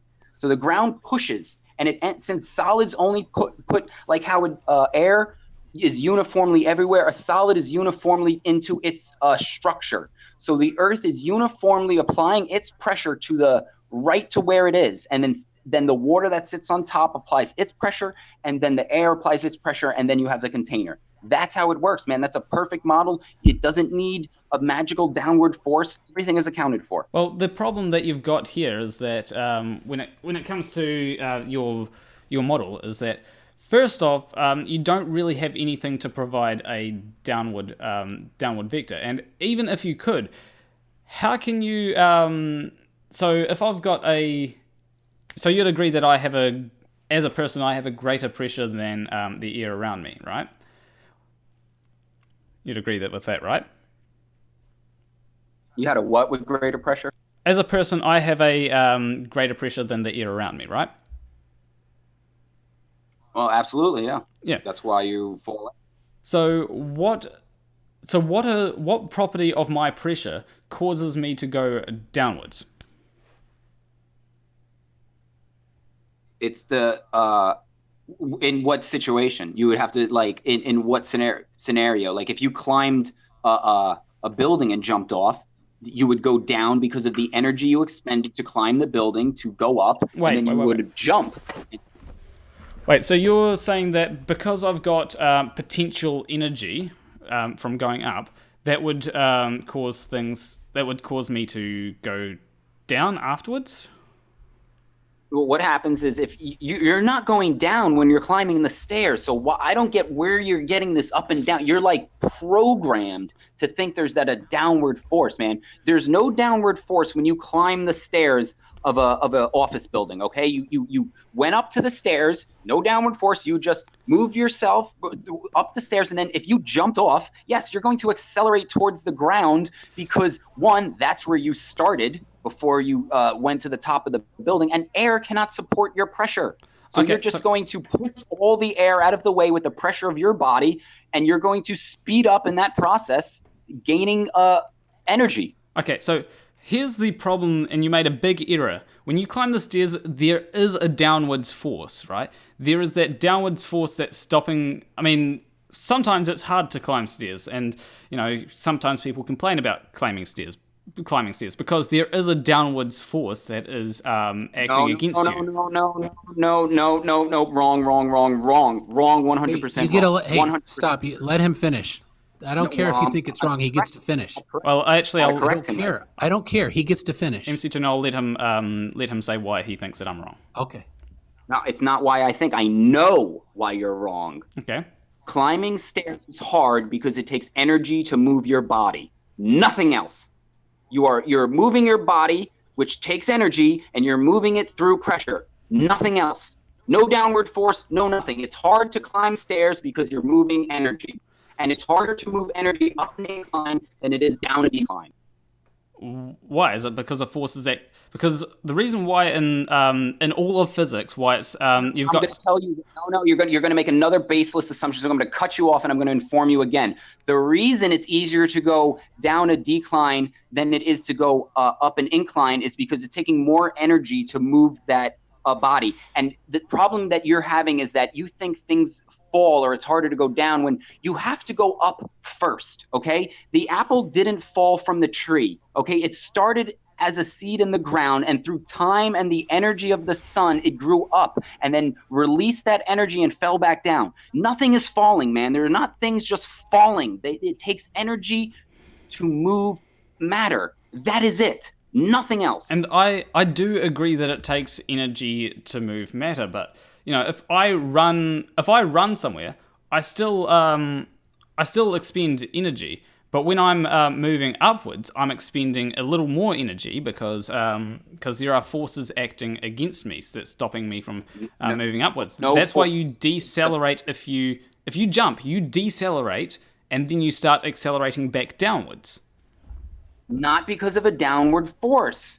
You jumped up. Where was the downward force then? Huh? Because do you know how forces are applied? I jumped up. Where was the downward force when if you only want to look at half the equation, because that's all you're doing, you're only looking at the second half. So I'm only going to look at the first half. Where was your downward force when I jumped up? The downward force got applied over time. So there's no downward force if I'm jumping up. How can there be a downward? I'm jumping up. I'm going up. There's no downward force. Okay. I applied energy to move my body up. There's no downward force. I'm going up. What causes the deceleration as you're jumping up? What are you talking about? I jumped up. If you don't want to talk about the first half of the jump, I'm not talking about the second half. Yeah, and if you're only going to talk about the jump, you're only going to talk about how we went down, then I'm only going to talk about how we went up. Yeah, and I am talking about how we went up, but where's the deceleration come from? As you're moving up... It came from my legs. It came from me eating cow food, which my body turned to energy, and I propelled my body up into the air, into a less pressure medium. I used energy to disrupt the harmonic balance of the pressure system. It takes energy to disrupt pressure systems. So that you have a pressure. If you want to change that pressure, it's going to take energy. So as you move up, the bigger the change, the more energy it's going to take. So as you move up, there's a deceleration, right? We can both agree that there's a deceleration as you're moving up, and it's even if you were to just even if you were to stop moving up, there'd still be that. It wouldn't be when you stop moving up, it wouldn't be a deceleration anymore. It would become an acceleration. But there is a deceleration as you move upwards. Do we agree on that? Deceleration if you roll a ball down the street. Without a downward force. So it's friction, okay? Like there's things at play. Like where's you're saying, oh, you deaccelerated, so there must be a downward force. If you roll a ball down the hallway, it's going to deaccelerate eventually. It's not because there's a downward force. It's because you have X amount of energy and will only move X amount of matter so far. And if I threw myself forward with that same amount of energy that I took to jump up, I would go much further because of momentum and inertia and all these other things that you just don't want to consider because you want everything to be gravity. Just like when you see a boat go over the horizon, you throw everything out for curve. Oh, there's no perspective, there's no fog, there's no atmospheric lens, there's none of that. It's just curve. Just like when I jump up, there's no inertia, energy, none of that. It's just gravity. It's crazy, man. So I'm just going to do a quick calculation. 371. So what friction have you heard of that can slow things down constantly with a force of 785 newtons? Okay. Pressure can do a lot of things. Oh, do you want to go ahead and prove pressure slowing down something at that force? Does pressure... At what force? 785 newtons. Give me an example. What is that? What created that force? You're just saying this force. What was it? A fart? Okay, so the force of gravity, right, and this is causing the deceleration as you move upwards, is how did you prove force? You're just making a number up. That's all you're doing right now. Is just making a number up. If you've got a mass of 80 kilograms, right, and you jump upwards, there will be a force acting on you to pull you back downwards, and that force would have 785 newtons. The force is oh my god, this is unbelievable. So when you have a weight, okay, and you throw it in the air, it's going to take, the higher the weight, the more energy it takes, okay? So it coming back down with more energy just means that it had more energy to move up into the air in the first place. I mean, come on. This is getting ridiculous. You do realize that this is childish. You're saying, well, if I throw up something and it comes back down, it makes this force. Then the force, dude. You lifted a heavy object, which is a pressure from a rock. We said solids have pressure. It takes energy to move that pressure thing, and then when it comes down, it's going to create more pressure because it was accelerating. You have inertia, all these things, and you're just trying to insert gravity to just overwrite every single thing that is happening. You can't prove it. You just keep making these baseless claims, man. You do realize that pretty much every motion in the universe can be described as a type of force, right? And that force is pressure, not gravity. Okay, so what pressure can move an 80 kilogram object with 785 newtons? How did it get in the air? Tell me how that 80 kilogram thing got in the air. Like you just cannot. It's like a syndrome with you. You cannot. Hold on, let me finish. It's like where the first half of the formula you don't even want to fucking look at. You don't care. You're like, well, I don't care that X amount of kilojoules was put into this unit to move its pressure into a lower. I don't care about that. What's bringing it down? That's all. It's fucking unbelievable, man. Like we're not going to be able to have a conversation if you cannot consider how that object got into the air in the first place. If you cannot consider how it got into the air, how can you come to a conclusion of how it's falling? So when it comes to the gravitational, or when it comes to force, right? You've got, even if you jump, if you jump, you're applying a force. Now, what will happen is that force will remain active until another force acts upon you. And in this case, we have a constant force called gravity, which is giving a force of 785 newtons pulling you back down towards Earth. You just keep asserting this. You just keep asserting it. How many times can you just say something without providing any sort, like, things falling doesn't mean the Earth is the cause, because helium balloons go up, wood floats in water, you got all these other things. You just keep, you just cannot, like, you just can't remove this downward thing that helium goes up, like, things go up on a pressure differential. It's a pressure differential, and you're saying what force? The force of pressure. If I take a rock, okay, and I grab your head and I start bashing your head in with this rock, is that gravity? What? Is there any gravity causing that rock to bash into your face? Or is it me grabbing that rock and bashing your face with it? So if I take that rock and throw it, okay, it's not gravity, it's me taking a pressure, moving it through, throwing it, applying energy, and moving it through a different pressure system. And if you stand in the way, you're going to get hit with that high pressure system, and it's going to hurt. Can you let me answer your original question? Your original question about what creates what force is acting on the helium balloon? Because there is a gravitational force acting on it. What? I know what forces are acting, okay? Helium balloons don't just float up. You have to capture helium, bring it down to the ground, and it's artificial, okay? Mm-hmm. Do you understand that? You're taking energy to artificially change a pressure differential. Same when you take wood and you push it to the bottom of the water. It's all the same thing. It's pressure. The force is pressure. And if you're saying, why does a rock hurt when it lands on my foot? It's because the rock has pressure. Well, when energy is to pressure, you get a force. You didn't let me answer you. So when it comes to a helium balloon, there is force acting downwards on it, and there's force acting upwards on it. That's why a helium balloon will fall in a vacuum chamber, because there is force acting downwards on it. It's just that when you've got a helium balloon, the force... Two forces are the pressure of the object and the pressure of the medium. Those are your two... Can you let me finish? Because when you've got a helium balloon, it'll go up, and that's because the force pushing it up is greater than the force pulling it down.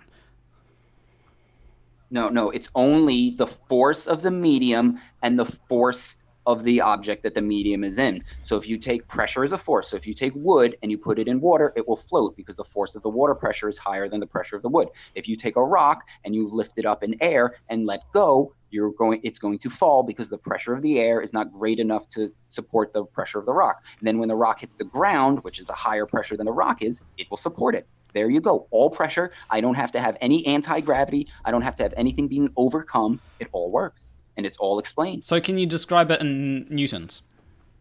In actual scientific language? What the fuck is a Newton? So that's not science language. Oh my god. So you don't know what a Newton is, and you're trying to argue this. I mean, you can use pressure. Yes, you can take the value of pressure. It's a fair question. Can you answer it using newtons? That's a scientific. It's not a fair. But I have to use Newton. Who the fuck is Newton? It's a fair question. Robot. No, it's not. No, why do I have to use? That would be like me saying use the Chris's. Use the unit. Can you explain your model in Chris's? No. It's why the fuck do I got it? Who is Newton or Newtonian? Newton is a unit of force. Pressure is a unit of force. How about I can use pressure? Yes, I can use that. Pressure is not a unit of force. You can actually probably describe pressure using newtons. So if I push on a scale, so if I'm pushing on you, if I take my hand and I push you, that's not a force? Look, you don't get to choose what is and is not a force. Newton is a force, and pressure is not force. Well, actually, hold up. Let me interject here. This is certainly a force, my friend. Yeah, because I actually agree with Rightthehand on this point. Pressure is a force. Oh, right the hand for another win in the moderator's face. Boom, boom. But we still use newtons to describe this force. Yeah, that's great that you use newtons to describe it, but you're still not proving your force. I have proven mine. I've shown pressure. I've shown how it works. I mean, I've shown in demonstrations with what I've done it all. All you've done is say, can you do it in newtons? And I have faith in people. I think that, like, I'm about to go. I mean, I don't know about you, but I think you got destroyed. You didn't provide any. You didn't back. So here we're gonna go back. We're gonna back up a little bit here. I'm done. I got to eat pressure. Pressure is not force. No, I'm done. Newton is done. force. I'm done. Yeah, he agreed with me. He said you were wrong. So hold on this. If we were keeping a tally, it would be Rightthehand 2, everyone else nothing, because you actually said I was right. Twice you had to admit that I was right. Well, so I'm going to take this as a win. I'm going to go eat dinner. If you put this up on YouTube, let me know. You were stuttering and stammering a lot. I doubt you will, but please, if you can, send me the audio recording. This always remains on YouTube. So, all right, well, yeah. Off, man. Thanks for having me. Okay. Hopefully we can do this again. Clearly, I could be civil, and I got some more issues. I didn't even really get into the harder ones I'd like you to get at, but yeah, dinner time. All right, man. Later. Okay. So now I guess we've got an after show. So we'll sort of reflect on this a bit. So Sure. So I'll drag Alan Evans in. Hey, Alan. So just I think we should clear up because the difference between pressure and force. Yeah. So I think when it came to my descriptor of a force, because pressure is a force, but we don't describe it using Pascal. We don't describe that force. It's no, it is not. It's not a force. It's a pressure over an area. That's the key part of it. Okay. Pressure over an area is a force, right? I'll bring in AV Science. You could use it as newtons per square, whatever, So that was, and also so pascals is this SI unit for pressure, and it's newtons per square meter. Okay. And we've got quite a few super chats, so I'll read them out. So we have $5 by Brian Shannon, and I'll actually see if I can bring this over to my have it on screen here. Oh, Control V. But yeah, it's like just because he gets 1 point right, he thinks that because it's not hard to agree with someone, especially if they're right. Yeah. Well, he didn't get it right, and I gotta say you agreed to his claim, but you got that wrong actually. Yeah. So I can be wrong. Yeah. So yep. I'm just going to read out super chats and then I'll get back to sort of an after show sort of thing. So Roy Fraser donated $5. Thank you, Roy. Brian Shannon donated $5 and said, "Take a long walk up the high place you see, then close a pickle jar and carefully bring it down. There's only a few Hg pressure. I forgot what Hg stands for. Else you'll need gloves. Milligrams of mercury. Okay. So yeah, you'll have a different amount of pressure in that jar if you bring it down because there's low pressure higher up. John Rapp says pressure is omnidirectional, and he donated $5 Australian dollars. And yeah, I agree. I think that there is a bit of because it's really hard to sort of, especially on a debate, just sort of describe how these different things of pressure work. So I think there is pressure in a way pushing. There is more pressure pushing downwards due to the force of gravity, but it's mostly omnidirectional. There is a buoyant force in air, but it's very small. Yeah, and we notice it much more in water. Yeah, Mike Bertelson says butane open container will have positive pressure. And is that butane open container? Is that like having a? If you have like a bowl of butane, the pressure in that bowl will be higher. Is that what he's? Yes. Okay. And it's similar to the experiment that I am proposing, except I want to do it with something like sulfur hexafluoride because that would be fun. But I know that there's problems with getting something like sulfur hexafluoride because it's a powerful greenhouse gas. RapidX is onto it. He says liquids are Illuminati, and he donated €229. And yep. Liquids are definitely Illuminati. John Rapp says, RTH, which is for Right the Hand, your arguments are just strings of gobbledygook. You rant on with many errors, fallacies, and bullshit, and then interrupt to change the goalposts. And yeah, he doesn't understand that when he's trying to apply something like something like force within a container means that you have to have a dome covering. Means that you have to have a container covering the Earth.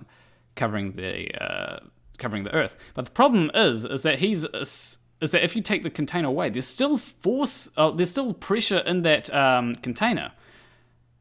If you take the container away, there will still be pressure there. So you have not demonstrated that you need a container to have pressure, because no matter where you go, there's still pressure there. If your argument is you need a container for any sort of pressure, you can't prove that, because you can't go somewhere where there is you can't go where there is no pressure, because there will always be pressure.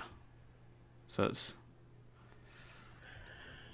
and RapidX donated £2.29. He says, let him explain which force pulls water away from Earth. Oh yeah, I should have pressed him on that one, because there is the I forget whether it's centrifugal or centripetal, which pushes water away at the equator. Just call it spinitude. It's easier for the flirps. Yeah, that would be a fun one.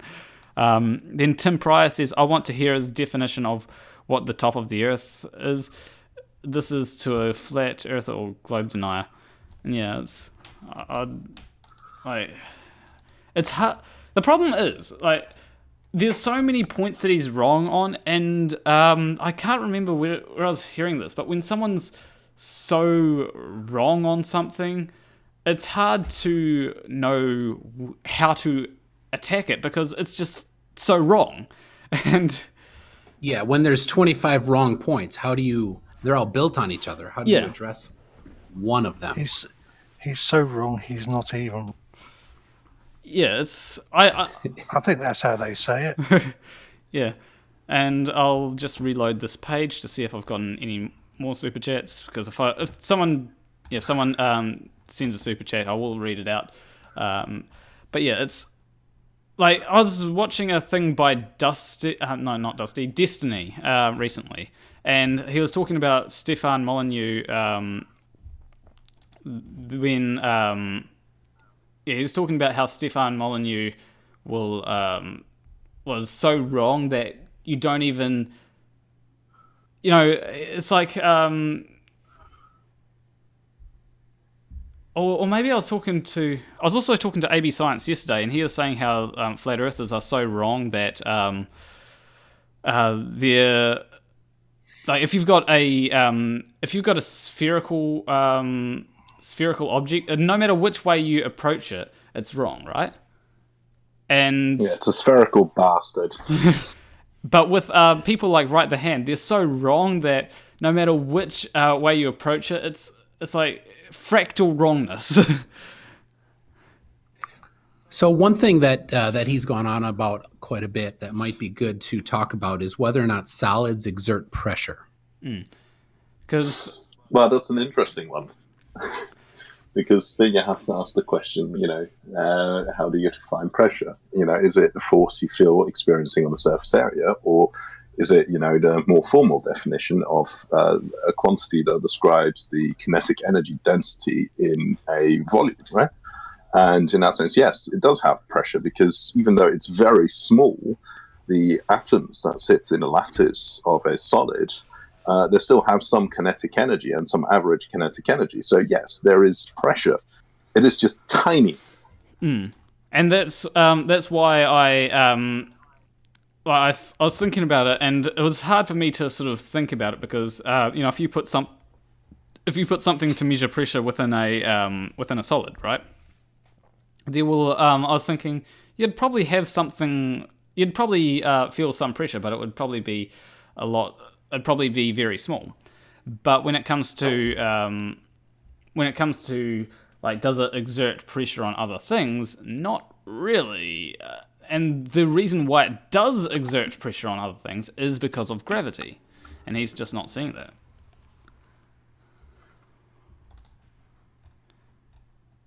So yeah.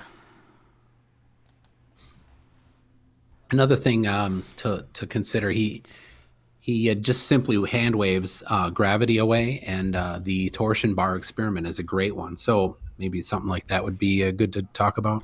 Yeah, because I tried to explain it to him, but one of the problems that you do have with flat earthers is if you've got a point, and quite often they try and move away from a point, and Tim Pryor just donated $20 US. Thank you, Tim. And he says my point is that flat earthers always think up on Earth as north and down on Earth as south, which is why I wanted to hear his definition of what he thinks the top of the Earth is. I see now. Yeah, because essentially up in the sense of the globe is away from the Earth. And how did BM Furball get in here? Did you move him in MCToon? Yeah, I moved him in. Okay. I want him out. I'll kick him out any day. No, we'll BM, keep him. When we're talking Cavendish and BM Furball shows up, how does that happen? Magic. That's because he's a Satanist. Well, I actually have a question. It doesn't have anything to do with the Cavendish. Okay. With the whole pressure differential, different pressures causing things to fall down, density, buoyancy, BS. How does that explain the pressure differential in the ocean? Because if denser objects fall down, which causes the pressure at sea level, when you go to the bottom of the ocean, the mass or the density differential from the bottom of the ocean isn't any different than the top of the ocean. So there should be nothing pulling things down. Are you saying wait, repeat that again? So at sea level in the air, Yep. you have a higher density of air. Okay, yeah, now At the top of Mount Everest, you have a lower density of air, and that density differential is what causes things to go down in their view. But in the ocean, the density of water at the bottom of the Marianas Trench is the same as the density at about 1,000 meters under the water. So as soon as it reaches that density equilibrium, things shouldn't be going any farther down. Yeah. But the pressure still goes up. Yeah. So how do they explain that? Are you Without saying gravity? that there are inconsistencies in the flat Earth model? what flat Earth model?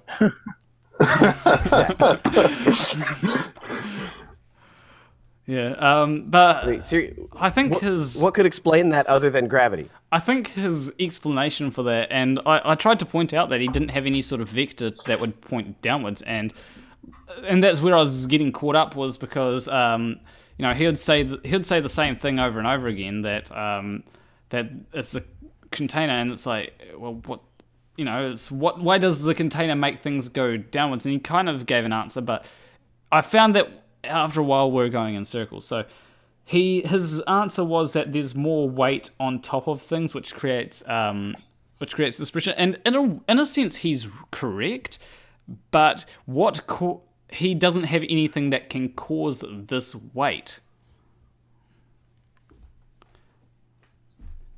Well, and that's the issue with the whole flat Earth thing. It's because they dismiss gravity because they don't like it. They because it kind of shows, well, if there's gravity, the Earth cannot be flat, right?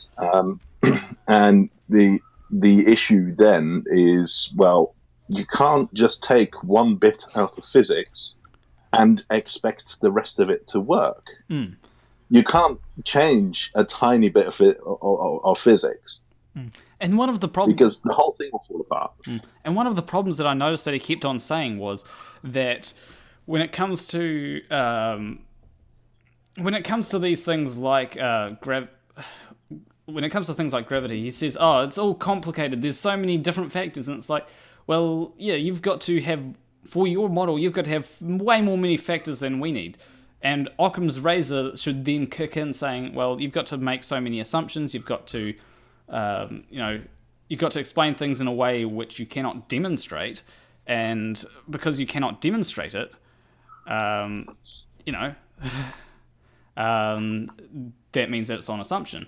And he's saying, oh, sky is not below your feet, and it's like, well, I gave him a reason why sky can be below your feet, and that's because if you map out all the stars, it fits perfectly with a sphere. But he didn't want to accept that. He doesn't want to accept anything that doesn't match his point of view. And he will always come back at you with, why have you done it yourself? Yeah. Have you measured it yourself? That's why I was trying to say, you haven't proven that there is a container around Earth, and he isn't actually, I've seen some things of rockets heading like 73 kilometers up and then stopping spinning, but that's not evidence of a dome or anything. That's just evidence that the rocket stopped spinning, and it could be because it was out of it had exhausted its fuel supply or something like that. I don't know how. I don't know the complete. That was actually a deceleration. I don't know. You might know the name for it, AB Science, but that was actually a specific deceleration mechanism in the rocket to stop it from spinning. Yeah, I believe it's called a D-spin mechanism, but I'm not a rocket engineer or anything, but I believe that's what it's called.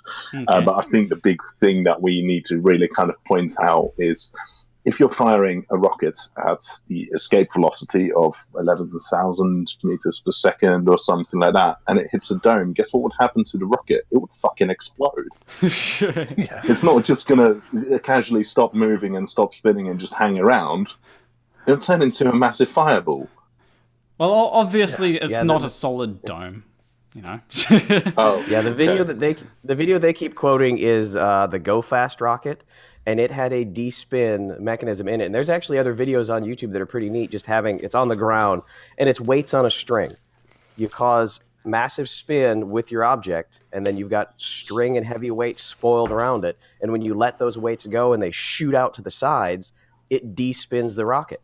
And that's exactly what it did. And it is a really impressive video. You can see it because it is spinning wickedly fast and then just stopped the spin because of a de-spin mechanism. And you see, I don't know about all these. I don't always know about all these things that I'm trying to argue. I think one of the things that he wanted to bring up was orbital mechanics, but I bet that he doesn't really understand orbital mechanics himself. So if he doesn't understand orbital mechanics and he's trying to argue that orbital mechanics, it's just a case of Dunning, or not even Dunning-Kruger. It's another one, personal incredulity, I think it is, or argument from ignorance. Yeah. Well, he wouldn't let you bring up orbital mechanics because he would deny there's such a thing as orbits. Yeah, I mean, you've got to remember can't prove this it guy. because you haven't been there. Well, the thing is, I've never been to New Zealand. But I trust So the it doesn't Planarwalk exist. there. Huh? Yeah, that's Yeah, just a genetic but fallacy. he is just- If you've not been there, Yeah, precisely. you don't have to do I've not something. been to New Zealand, and all I know is that Planarwalk right now is just a projection on my screen, so he doesn't exist. Or I might not even be in New Zealand. You are in the basement in Vauxhall, across the road from MI6. But I can prove that I am in New Zealand. Because I just need to remove this filter.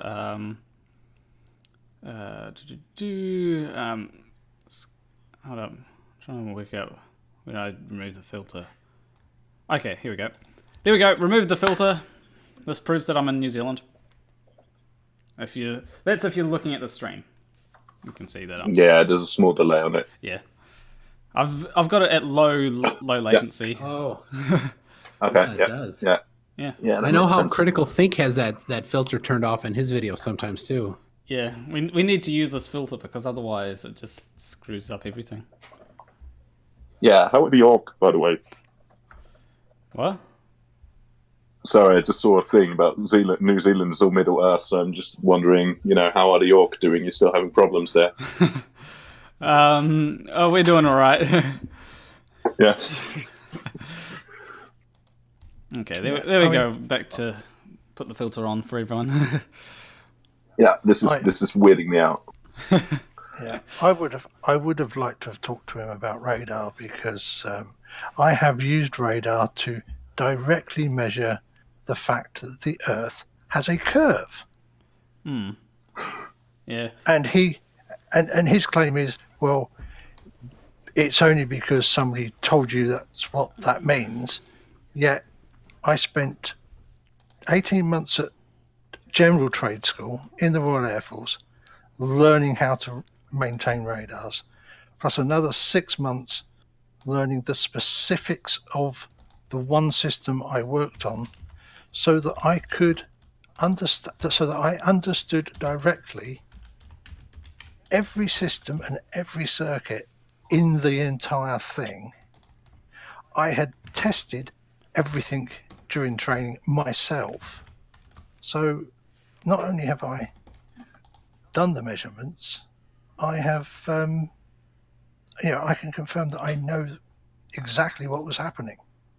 Yet he would just turn around to me and say, "Nah, I don't believe you." The problem. Well, yeah, he did that to me yesterday as well. He was trying to convince some weird shit about magnets, and I'm going, well, that's not how magnetism works. And he goes, well, that's what they tell you. I was literally at that moment building a fucking magnet, and doing some stuff, and I kind of highlighted the fact that like this is kind of what I do for a living, and it just goes, nah. Don't believe it. You're just pretty much indoctrinated. Yeah. Yeah. One of the problems that he does is that he conflates two definitions of faith, right? And one definition of faith is trusting people, and the other definition of faith is essentially belief without evidence, right? And you can't use the same definition of you can't use the same definition of faith for two things. And you could say that if I believe fight the flat Earth, you could say that is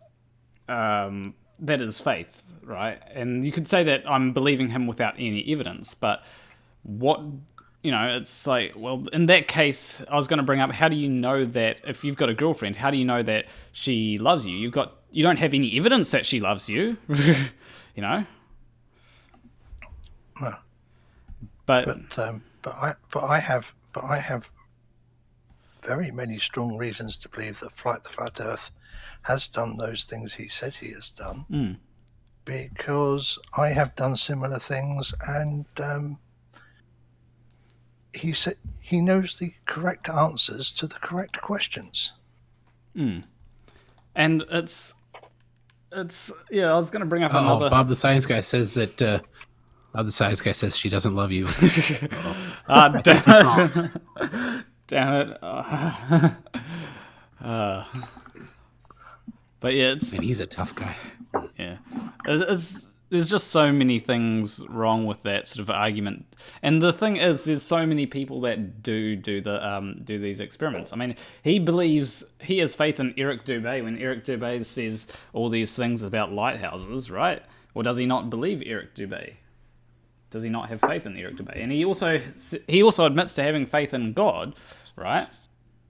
And he does admit that he can't use that faith to prove that his God exists. So So, I suppose I can give him credit for that. But, I'm just taking a time to wind down here. So if you want to say something, I need to head out. Thank you, Planarwalk, for letting me moderate. It's been good. Yeah, you did a good job, My first time. Thank you. Yeah.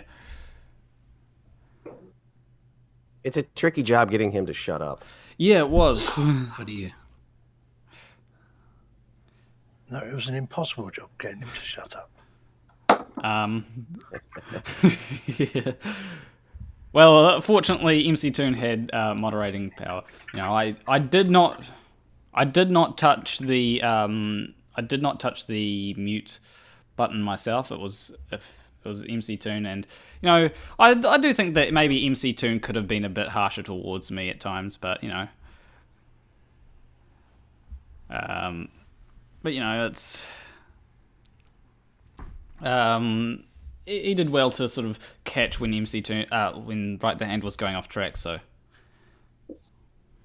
because didn't I say right at the beginning that it was going to eventually turn into an argument of semantics? Like, how long did it? And it took about 5 seconds. All I had to ask was, where is the equator? And then it turned immediately. Oh no! I said, are you in the northern hemisphere? And immediately it turned into an argument of semantics. And it's like, god damn, was I good at that? Yeah, and then once it turned into the argument of semantics, it never actually got anywhere other than the argument of semantics. Yeah, and that's kind of the world he lived in.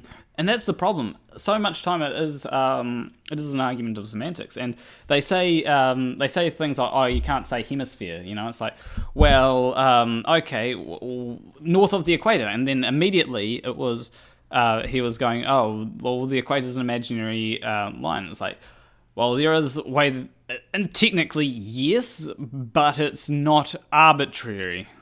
I think I used to, Yeah. It doesn't mean nothing. Yeah, it's as arbitrary as the Tropic of Cancer or Tropic of Capricorn. They're there for a reason. Yes, it is an arbitrary line on the ground, but it has a definition. Yeah, it's not. I think there's a word for it. It's not just something that we made up for no reason. It has a reason for being there. It's not meaningless. So, and yeah, he was trying to argue that it was, and so, well, you can measure things. And then he often went to the tried to use quantum erasers thing. But as I've argued with these people time and time again, and that's the one thing that you just can't convince them of, that they're wrong about this scientific method. And it's like, well, because they're the ones that know how to use it right. Oh yeah, they've got a monopoly on that. They seem to think they have a monopoly on the scientific method, but trained scientists don't. They can dismiss, that experiment is not scientific for some reason. And then what their definition is, just it's very precise, but it's also so vague at the same time. So they'll have little caveats in whatever definition they use, and they'll add the caveats arbitrarily to somehow show that whatever you're doing is not properly scientific, or that is not an independent variable or a dependent variable or anything. And that just it makes absolutely no sense. He was really good about finding individual examples, one thing that he felt debunked your. So the floating log disprove gravity. Yeah, it's like, and the point that I really the point that I really got to was, why are you expecting us to disprove something to prove something? To prove to him that gravity would exist would require disproving gravity to everyone else. Well, and that's the issue. I mean, you can quite systematically take him through all the steps, that have been taken historically to show that there is gravity, but yeah, he will just interject, and it would require to have him muted for a good 5 minutes just to take him through the steps of here are the observations, and from that we build a hypothesis. This is how we test it. Here's your independent variable, there's your dependent variable, here's the figure of merit, this is the process of the experiment. Now we establish this law, what conclusions can we draw, right? And based on those conclusions we can form another hypothesis, which tells us we would expect a gradient, a density gradient with height in the atmosphere, and then we can go out and measure that and go, oh yeah, it's consistent with that. And it's all really, really quite easy, but it takes a while to explain, and you need a few minutes for the guy to fucking shut up. Yeah, but one of the key principles for what you're experimenting, take out that one thing I don't believe and redo your experiments. Go. That's pretty much what he's saying. Yeah, and that's basically the issue. Is like you don't get to pick or choose which bit of physics you don't like, and then expect everything else to work. I find that these things aren't so much debates. They're more of like if you were to be in a classroom, have a teacher explaining to a kid, and then the kid saying, "No, I don't believe you," something like that. That's what it. Yeah, it's an argument with a fourth grader. Yeah, and I do think that it's good to sort of sometimes address these, but sometimes I do. I was hoping that maybe he would see my point, but he just at the end of the day, it just goes to show how ignorant these people are. And that's the thing. I mean, you can't really treat these things as as a true debate, because a debate in itself suggests that they're valid. Both sides have got valid arguments. These are just entertaining dumpster fires. Yeah, that's why I said get ready for a dumpster fire. And I thought that maybe with MCToon moderating, it wouldn't be quite as much of a dumpster fire, but it still was a dumpster fire. And at least he didn't start yelling at any point. Yeah, it sounded like he was too much.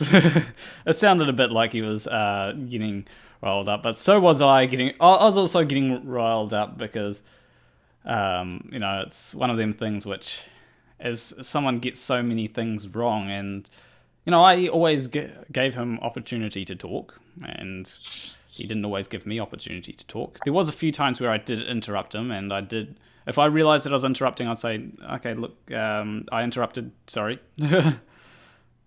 Yeah, but there's also a difference between the occasional interruption, right? We're all human. We occasionally interrupt people, and and it happens. And sometimes you got to let it go, and sometimes you've got to go, "Oh shit, no, sorry, I'm interrupting you," or the other person's going to go, "Sorry, please don't interrupt me." Right?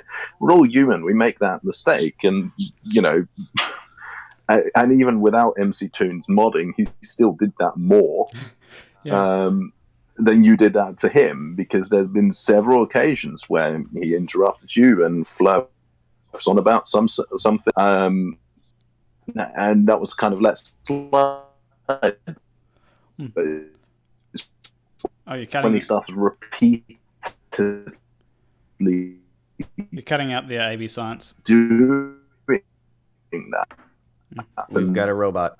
That's when the mute button comes in. That's when you start. But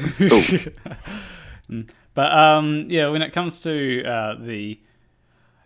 the whole sort of argument, I forgot my train of thought. I had a really good. Oh yeah, what I want to know, and I don't have the time to do this. So if someone else wants to go through this and count, although that would probably be torture to that whoever decides to do this.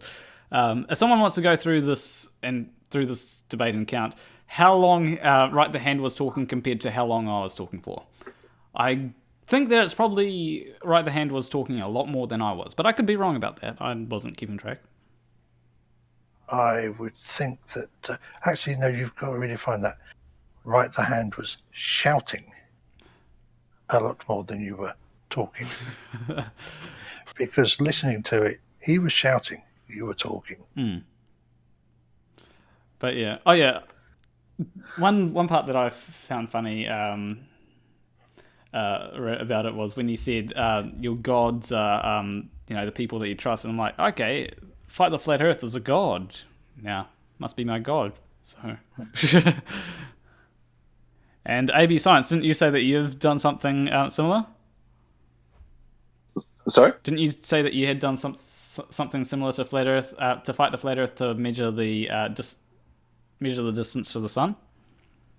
No, I haven't. I was a little bit too young at the time when that was possible for the Venus transit. But I think that wasn't me. I think that may have been Alan. Okay. I just noticed something. Apparently, Oblate Spheroid in the chat is going on about me deleting videos, and it's like there have only been like a few videos that I've ever deleted, right? And those videos, I mean, one of them was really cringy, so I deleted it, and it also had a really high dislike to like ratio as well. And that was before I even started really doing YouTube. I just cleaned up my channel and deleted a few videos. Some of those videos have actually been re-uploaded in a better quality. But yeah, it's all my videos are actually, you can go watch for yourself. Oh, Sebi is here. I'll drag him on. I mean, like seriously, I am actually wondering, who has a higher ratio of deleting videos? Do globe earthers delete more videos than flat earthers, or do flat earthers delete more videos? What do you guys think? I have no idea. Accusation. Red does a lot of stuff that he does live, but he doesn't post permanent. Okay. The world is a flat plane of existence. I am only one. My name is Dark Slash. Just fucking with you. Yeah. What's up? I just remembered some videos that I did delete. Your fucking face. Okay, I'm done. Yeah, so there's a few videos that I did delete when I, there was a few live streams that I did way back, and I deleted them because, first off, nobody watched them, and second off, we're having so many issues, so there was just no point in keeping them around. Yeah, I mean, sometimes there's a hiding point to delete. And these do not prove these.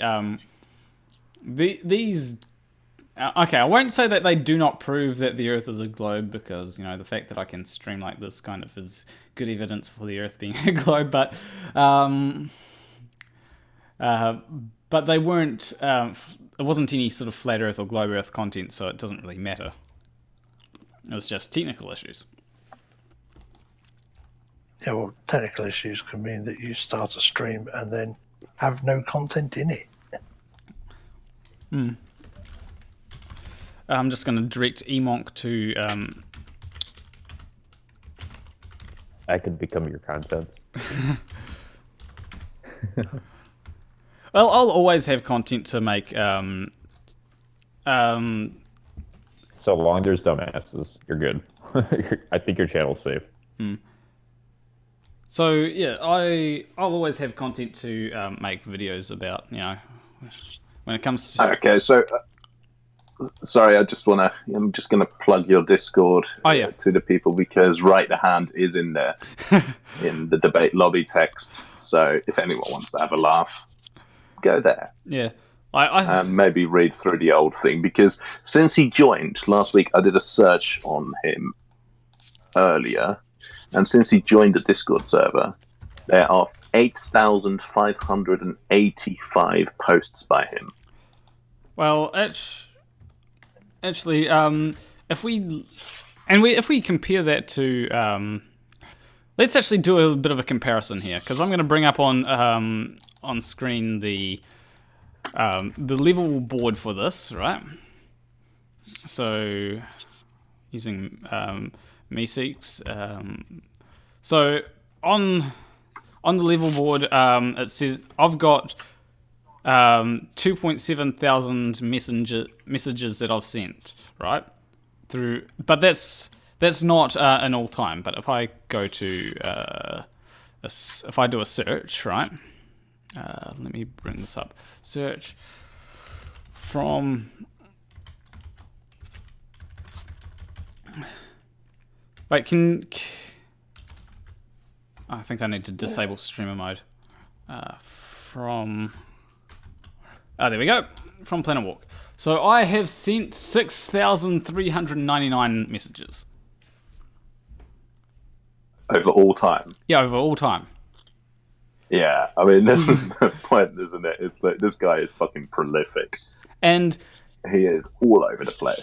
And when it comes to the to this leaderboard that I've got up here, 2.7 thousand of those messages got recognized as an individual message. So that means that I sent 2.7 thousand of them in a different minute, right? You said that right. Wow. You said that Rightthehand sent from Rightthehand. Okay, so Rightthehand has sent 8,588 messages, right? And yep. And of those, of those messages, 1.9 thousand of them were in a different minute. Yeah, that kind of really shows his behavior. Yeah. He's the reason that... You guys have heard how he speaks. He fucking types like that as well, so... Yeah. I mean... He literally just claimed that neutrons and atoms are fake. Oh, yeah, he also... Yeah, he does that. He does that. I've sent him a picture, of... You just have to become the atom. We all know Jimmy is a neutron. But yeah, you can send him images that we've taken using different imaging techniques to very clearly show individual atoms in a crystal lattice. Oh fuck! And he'll still go no. Yeah, it's with these sorts of people. Sorry. It's just they're in keep right now. It's like how do they get out of bed in the morning? How do they tie their shoelaces in the morning? Because they can't prove that a knot will tie their shoelaces well. Well, Crocs do exist, my sir. Oh, so you're saying that Rightthehand wears Crocs? Yes. Oh well, that's Velcro. enough. Velcro. What, you I think bet he's not got cool enough Velcro on for his Crocs? shoes. Yeah, it's... Well, I'm pretty sure they don't wear shoes because it's a construct of society. It's a plot by the government. Oh, and we've got another Kiwi here to prove that New Zealand is fake. Don't know what you mean, mate. I'm in Australia. Australia is fake How's it too. going, guys? Well, I'm pretty sure he got that note because most globes in the U.S. actually don't even portray New Zealand on the globe or map. It's a conspiracy, I tell you. You'll be fucking lucky if you find New Zealand on a map.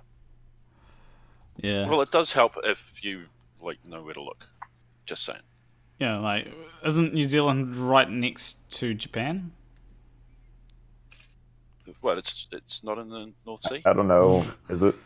I don't know. I can't prove that Japan's. I can't prove that I've never. I can't prove that I can just drive. That I can't drive to Japan. So.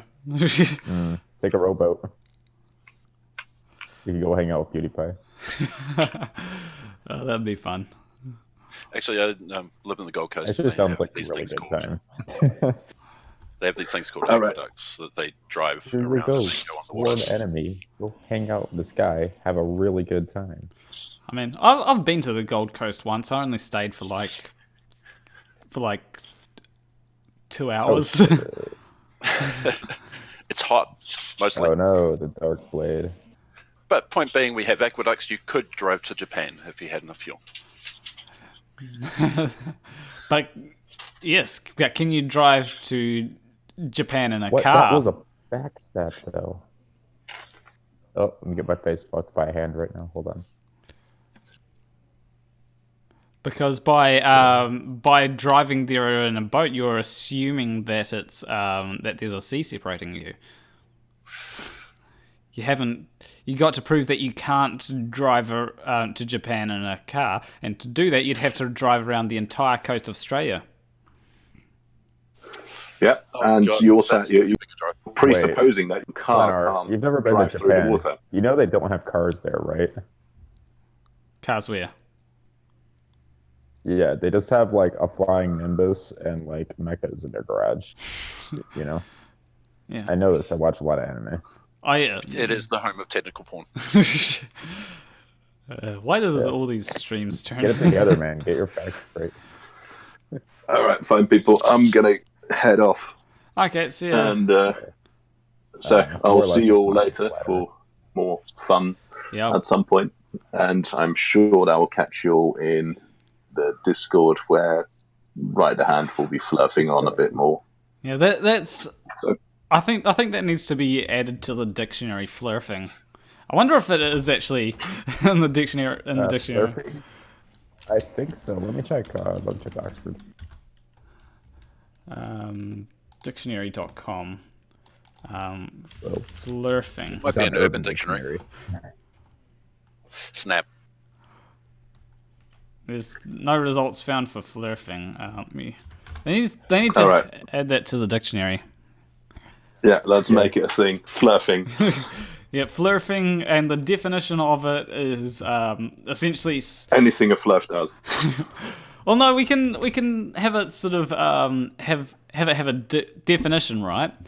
So that it can be applied to anybody. You know, if someone's making a claim, and if someone tells you to prove something, and they're making a claim, and they're providing no evidence for their claim, or telling you to prove your claim, that would be an example of flirting.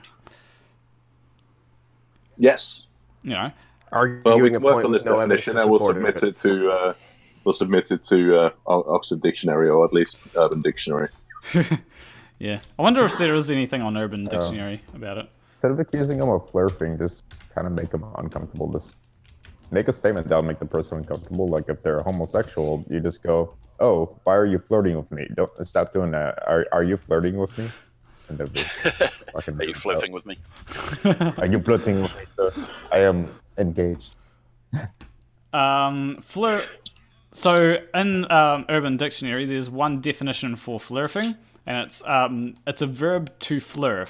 While a flirt is a flat earther, flirting is a verb defined as infiltrating flat earth communities and planting ridiculous evidence using pseudoscience, woo, or scientific-sounding nonsense and gibberish in an attempt to get a flirt to believe in even more ridiculous things. Isn't that what happened with the there are no forests on flat earth? Yes. You know, that person essentially made up a claim, and all these flat earthers believed it, and then it's like, yeah, nah. It's also kind of like what I did. Or what MCToon did. Very like what you did. It's kind of like when you were 14 and you believed that anonymous was like a serious thing. Oh, yeah. I remember the good old days of the internet when like old people didn't know shit about it. When it was basically pre-2010 internet. Wasn't that great? Yeah. Oh, that shit was wild. Yeah, pre-Facebook. 1992. All right, fun people. 1992 internet See you, was AB. fun. Yeah. Yeah. I don't know, 2010 is like when everything got to like its pinnacle, but now everything's too sensitive. I remember when I was first... The internet before www.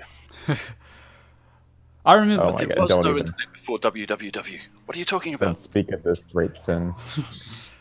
When it comes to the internet, I remember like one of the first sites I was introduced to was, I think it was Ask Jeeves or something like that. Oh, Jeeves. I remember Jeeves. Yeah. Jeeves. But essentially, I remember that I was terrible at trying to find information. Now, if I want to find information, I know how to find information. I was actually trying to find... You just go to wikipedia.com. You know, if I corrected like every 7 minutes. if I could redo my I think it was year 6 my year 6 science thing that I had to do, I'd be able to do it so much better. I'd be able to explain why. Oh yes, we'll just take you back in time to year 6. Yeah, that'd be fun. I'd Same here. I'd be like the top of my class. Even year 6 me probably could have debunked flat earthers. Well, from having to go to that alternative high school and shit, I'm pretty sure I would be just as dumb as I was back then. Which is pretty sad. Yeah. But I haven't been in high school for 2 years. Okay, apparently somebody. The only thing I have to like is just math. Apparently someone said flerfity, the kind of unmeasurable flare of magnetism that creates the forces globers call gravity. That's a good description, I think. No, disregard that. Gravity is not real. Yeah, they use that It's God so much. holding us down. Yeah, they use gravity is not real so much, and we've proven. Well, we haven't My proven. favorite argument We haven't. is if the ice caps melt, it'll just melt like ice cubes in a glass of water, and it'll stay level. Oh, yeah, I think I remember. I can't remember who said that because I remember that. I brought that up because it reminded me of, well, it was my night auditor that was a flat earther, and he was about 67 years old. And dear God, I could not get through to him. He's like, "Oh, you're young, you don't understand the world yet." I'm like, God damn it. It's like. I mean, he is right, I am young, and I don't fully understand the world yet. It's like. So what do I have on this guy? Yeah, it'd be like, you can program, I can program, and that's on a different level. You're way better than I am. Yeah, like if I can program in C++, right, and this person says, "Oh, you're young, you don't know as much as me," it's like, well, I actually can program in C++ way better than these people. I can program in C++ way better than Rightthehand could. And so using something like, "Oh, you're only 22, you don't know as much as I do. I've got 37 years of experience." It's like, hey, that was the right age too. And it's like, oh my God, I probably know more about since. I'm sorry, I just really hate Barrenkeep Swamp. Because really bad. When it comes to these people that he's actually saying about faith again. When it comes to things like when it comes to flat earthers, I've known about flat earth for years, and I've been doing research on flat earth for years, and I still have not found any evidence for flat earth. Yeah. And what I love is if you yourself, for your own research to disprove flat earthers, go up into space and take pictures, they're gonna be like, "Oh, you're a shill for the government." Yeah. It's like, motherfucker, you don't know what I've been through to get this. And then if you are a flat earther, they'll do the same thing too, which I think is just beautiful. It's like you cannot, you cannot prove that the. You can get good evidence that the Earth is round from pictures, and whenever someone brings up pictures, I bring up forensic analysis. It's like curved webs. It's like, and if they bring up the curved lens, it's like, well, it's. Can you? How do you detect whether a lens is curved? Because there are ways to detect whether a lens is curved, especially when things are on the bottom half of the screen. If it was flat and something was on the bottom half of the screen, and it was curved lens that were making it look as though it was the horizon was curved, you'd see the curve of the horizon inverting. But you don't see that. Why? Because it's not. It's not flat. Wise. And also I had this argument with Flat Out Hero. Anyone remember Flat Out Hero? No one? I'd like to forget him. Yeah. I think everyone has forgotten about him at this point. I actually remembered about him a few days ago, and I was like, does that guy still exist? And I went to his channel, and apparently his last post was 3 weeks ago. And was he the guy that said he had $1,000 somebody could prove something and then wouldn't pay up. Yeah, he's the person. $100,000. $100,000. Okay, it was that guy. $100,000. And MCToon, I think MCToon should have gotten the $100,000. But and apparently he did, from what I could tell, he did write checks, but he got them back. He wrote checks to go to charity of something like a few $1,000s, but the checks bounced or something. That doesn't surprise me. So it's like, I guess he did write checks for 100,000, but it doesn't mean that he had them. Oh, he didn't write it to MCToon. It's like $3,000 for 4 checks, and he wrote them out and they sent them off to 4 different charities. But I think they all bounced. And what I was going to say is, say if he donates certain, I think I said if he donates $1,000 to charity, then I'll invite him back on to debate me. Yeah, but what were you going to say? Oh, I was going to say, religious people are just crazy in general when it comes to the flat earth theories. It's already strange enough that they believe in, all these angels and shit. Yeah. And mystical powers. It's reasonable to say we don't know what happens after you die because nobody's ever lived to tell it. But, there are those medical cases where you die for a few minutes or a few seconds. Yeah, but what about near-death experience? Your body hasn't fully shut down yet.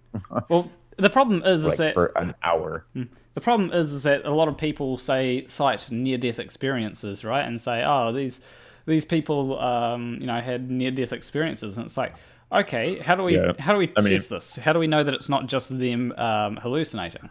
Because what? I myself am a part of Aldrich's Faithful, and I think that shit's crazy. But you can prove that near-death experiences are bullshit, and the reason they've done this is because or out-of-body experiences at least are bullshit.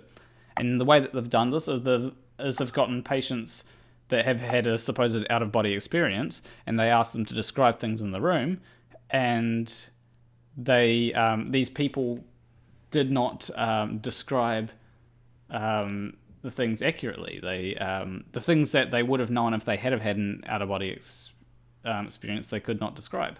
So there's no evidence to suggest that out-of-body experiences are valid. Exactly. So yeah,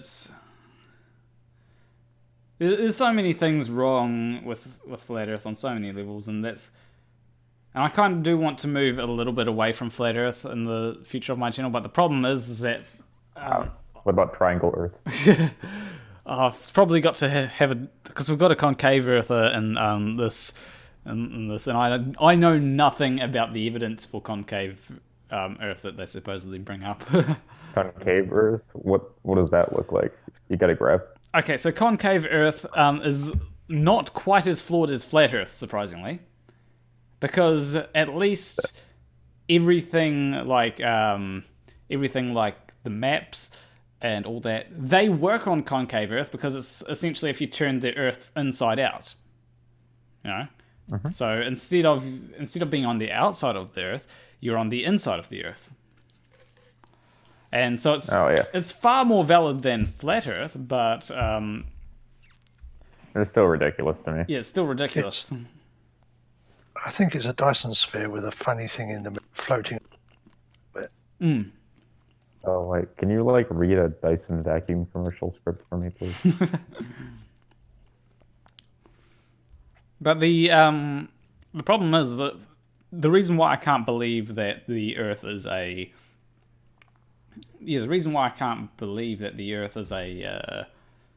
is concave is because of the simple fact is for the same reason I never believed in the flat Earth, and that is because the sun, it's not in the sky 24/7, and you could say that it would disappear behind this Dyson vacuum thing, right? And it could do that, but it wouldn't disappear over the horizon like it does in reality. And then you got people saying, "Oh, but it's this, that, and the next thing," and they're just, they're bringing in so many assumptions. to this thing. You know, they say perspective is this, and it's like, well, can you accurately describe how perspective works to fit the model that you're purporting to believe in? And they can't.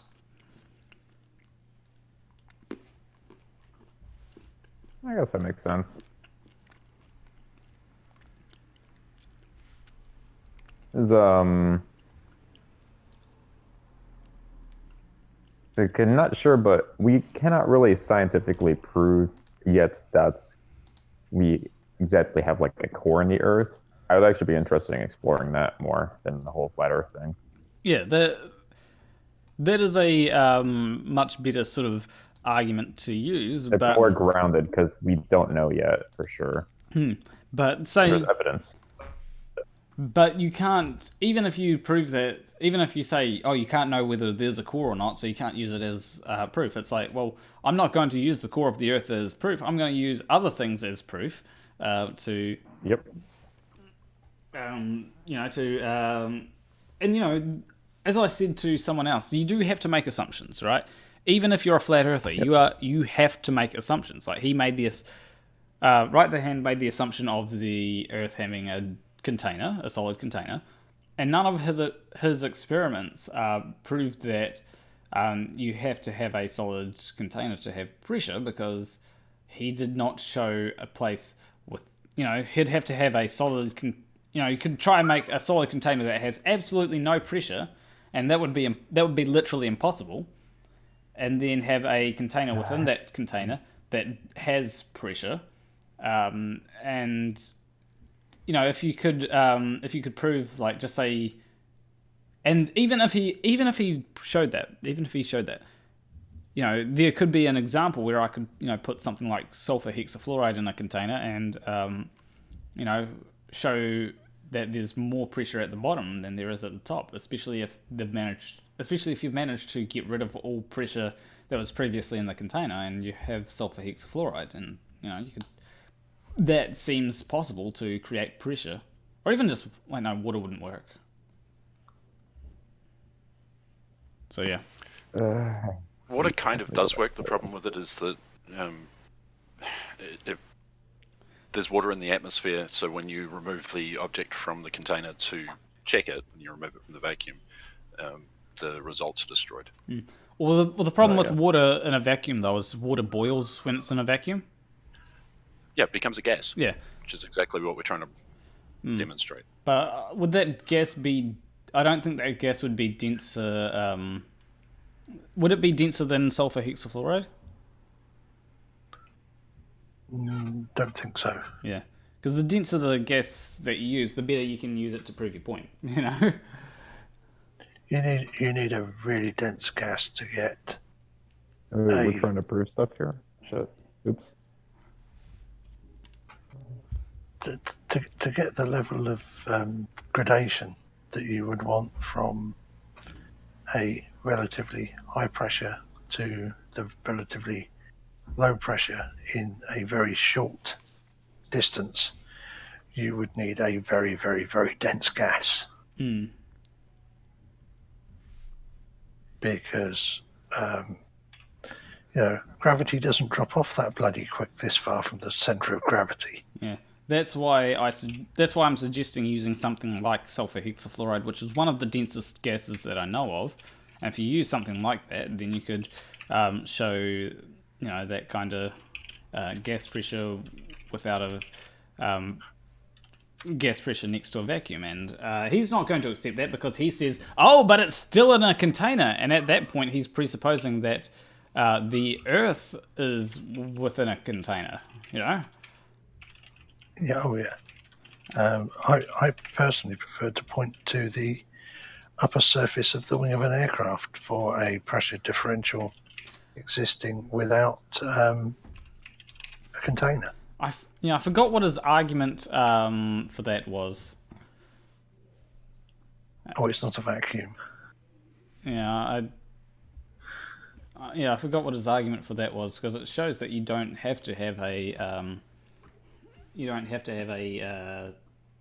container for a pressure differential, and so and you can even point to the upper atmosphere, but he says, oh, but it's the sun and all that kind of bullshit. And it's like, well, can you, at that point, you've got to prove that the sun can do something like that. And he says, oh, yeah, we can prove it. And it's like, well, can you make an accurate prediction or prove it, using this, that, and the next thing? It's like, well, he's not going to be able to, because lo and behold, these things, we know how they work.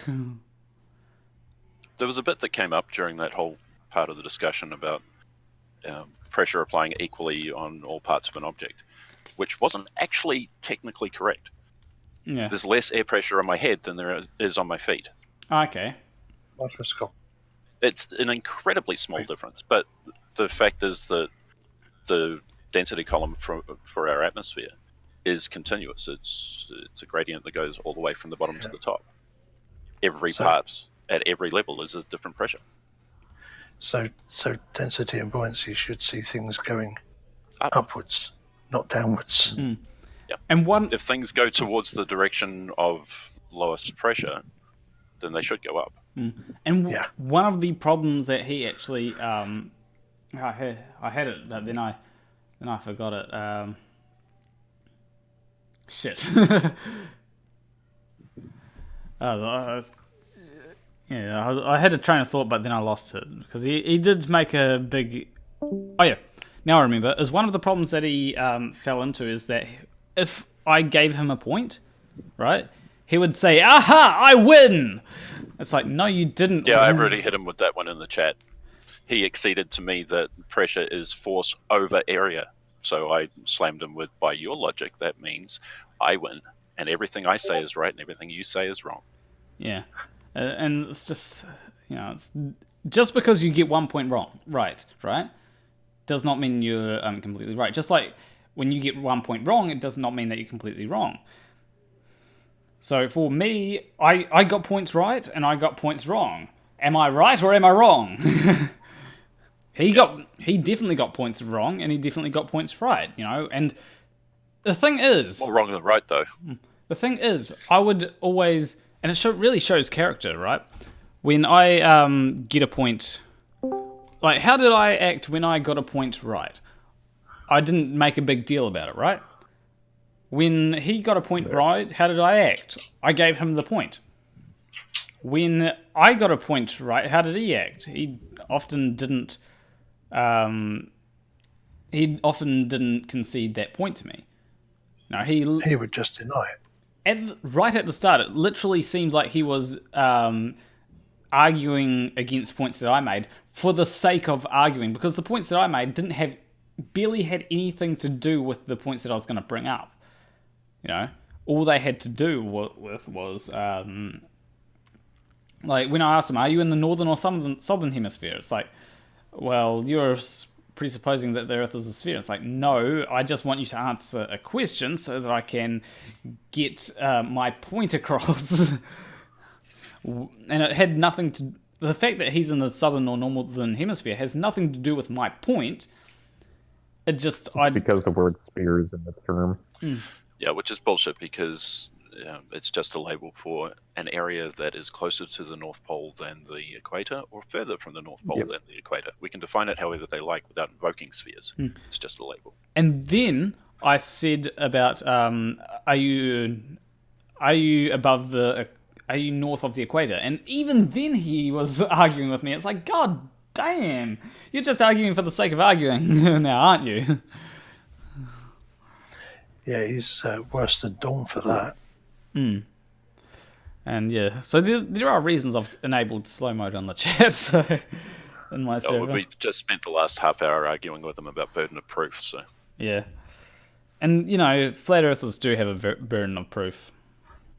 Anybody making a claim, regardless of the nature of the claim, has a burden of proof with respect to that claim. Mm.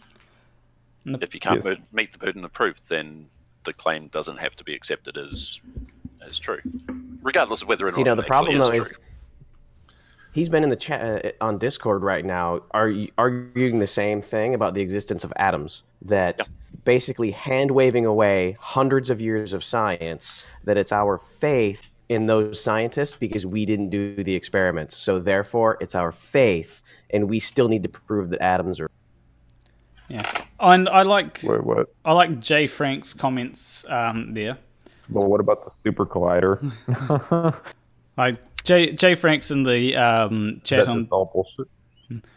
Jay Frank's in the chat on Discord says, quotes, "I have a degree in physics," and then quotes, "What the fuck is a Newton?" It's like he does not have a degree in physics if he doesn't know what a Newton is. I still want to even know how many graduate high school. pressures there are at sea. How many pressures are there at sea level? There are all the pressures. All the pressures. Yep. Oh yeah, Every I single. believe what they call it over there is secondary school. didn't he have something like all the forces? And I like there's so many times when I just wanted to meme him by saying all the forces. Oh, the forces come together. And wait, what the hell's a Newton? There seems to be a common thread amongst, especially the flat Earth community, but people who don't understand science in general. Well, they don't know what they're talking about. Well, the point I'm making, they seem to think that if there are two forces that are opposed, and one force is stronger than the other, like if Force A opposes Force B, and Force A is stronger, then Force B stops happening. It's like, but helium balloons rise, therefore no gravity. Gravity can't be affecting it if it rises.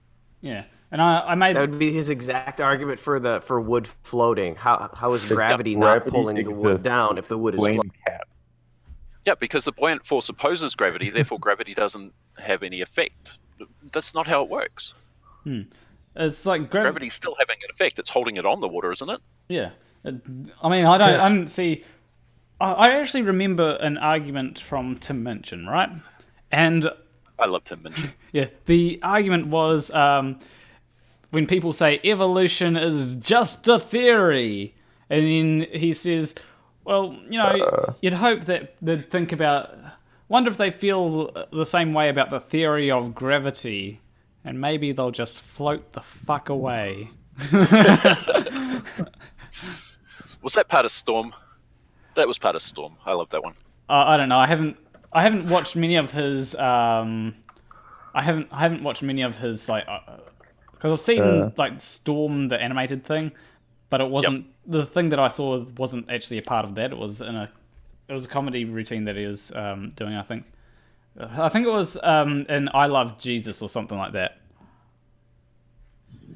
He's got so many good ones. Yeah.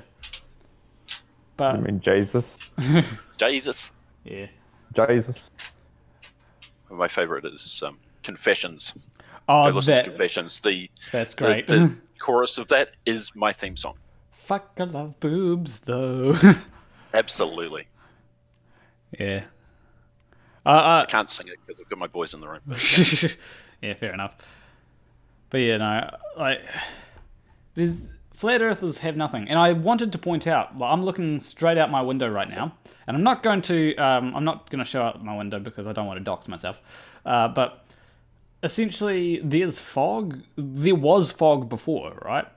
And at the start, I made the argument that perspective does not factor in fog, and there were objects that I could just see through the fog, and those objects haven't gotten any bigger since the fog is gone. So I don't know what the fuck he was on about there. What's more logical, the Dark Souls lore or flat earthers?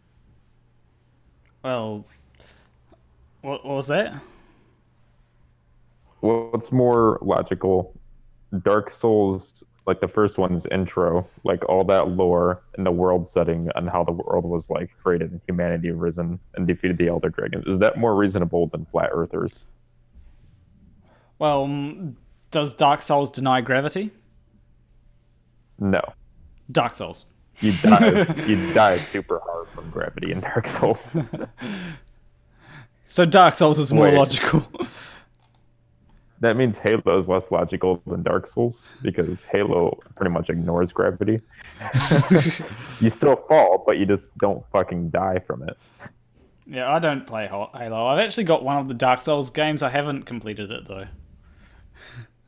I haven't completed 2, but I've completed 3. and I'm working on one right now on my PC. Yeah, I need to get good at Dark Souls. Yeah, if you have Dark Souls 3, you just need to get good, because that's the easiest one in the series. So, I just want to know from the chat, like, who won in this debate? If we're taking it as a competition, it wasn't really. I don't see these things as a competition, but flat earthers do. So, seeing as flat earthers like to see it as competition, who won?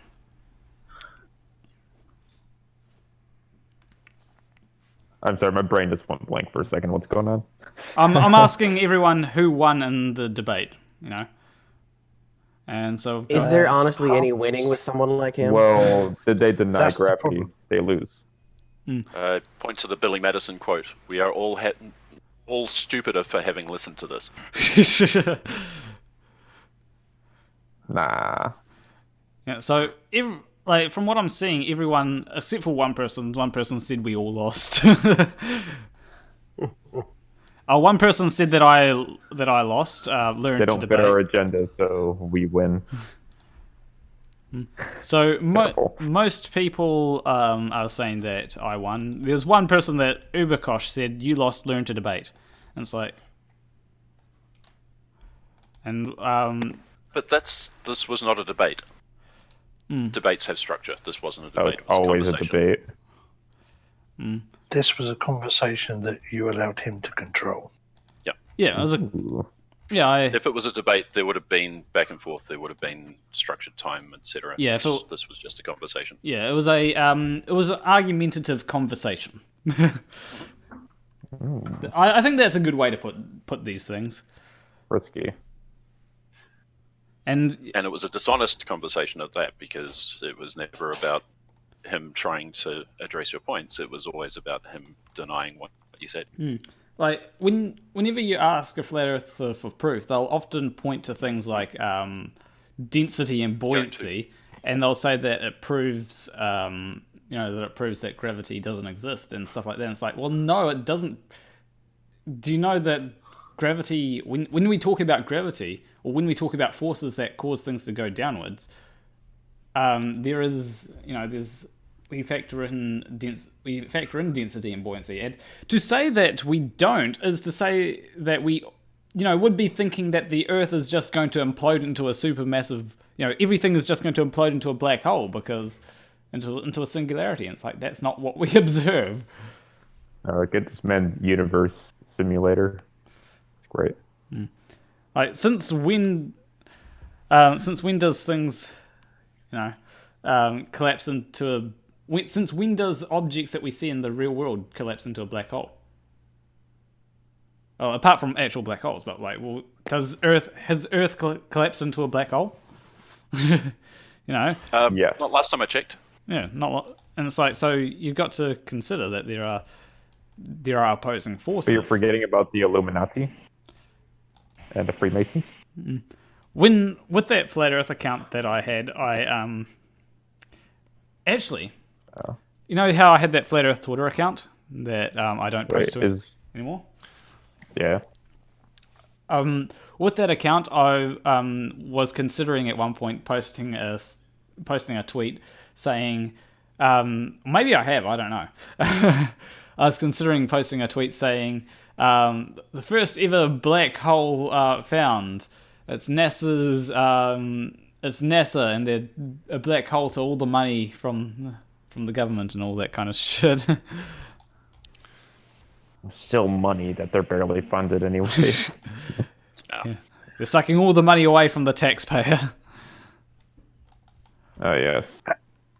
True hard-working patriot. Actually, just thought of a way you could do the water on a sphere test for him. Just get a chunk of a neutron star. Ooh. Yeah. Use that as the on ball. the chart there. Oh yeah, that would work. I mean, why didn't we think about that? It should be easy to get a chunk of a neutron star, shouldn't it? Yeah, I mean, it's only got to have more mass than the Earth. Yeah. Yeah. So easy. Or you need to be really close to it. Yeah. Or that. Genius idea. I mean, we should be able to easily do that. I mean, his burden of proof is to the level of, I need you to prove that sperm and eggs create babies, but you can't use sperm or eggs. Yeah.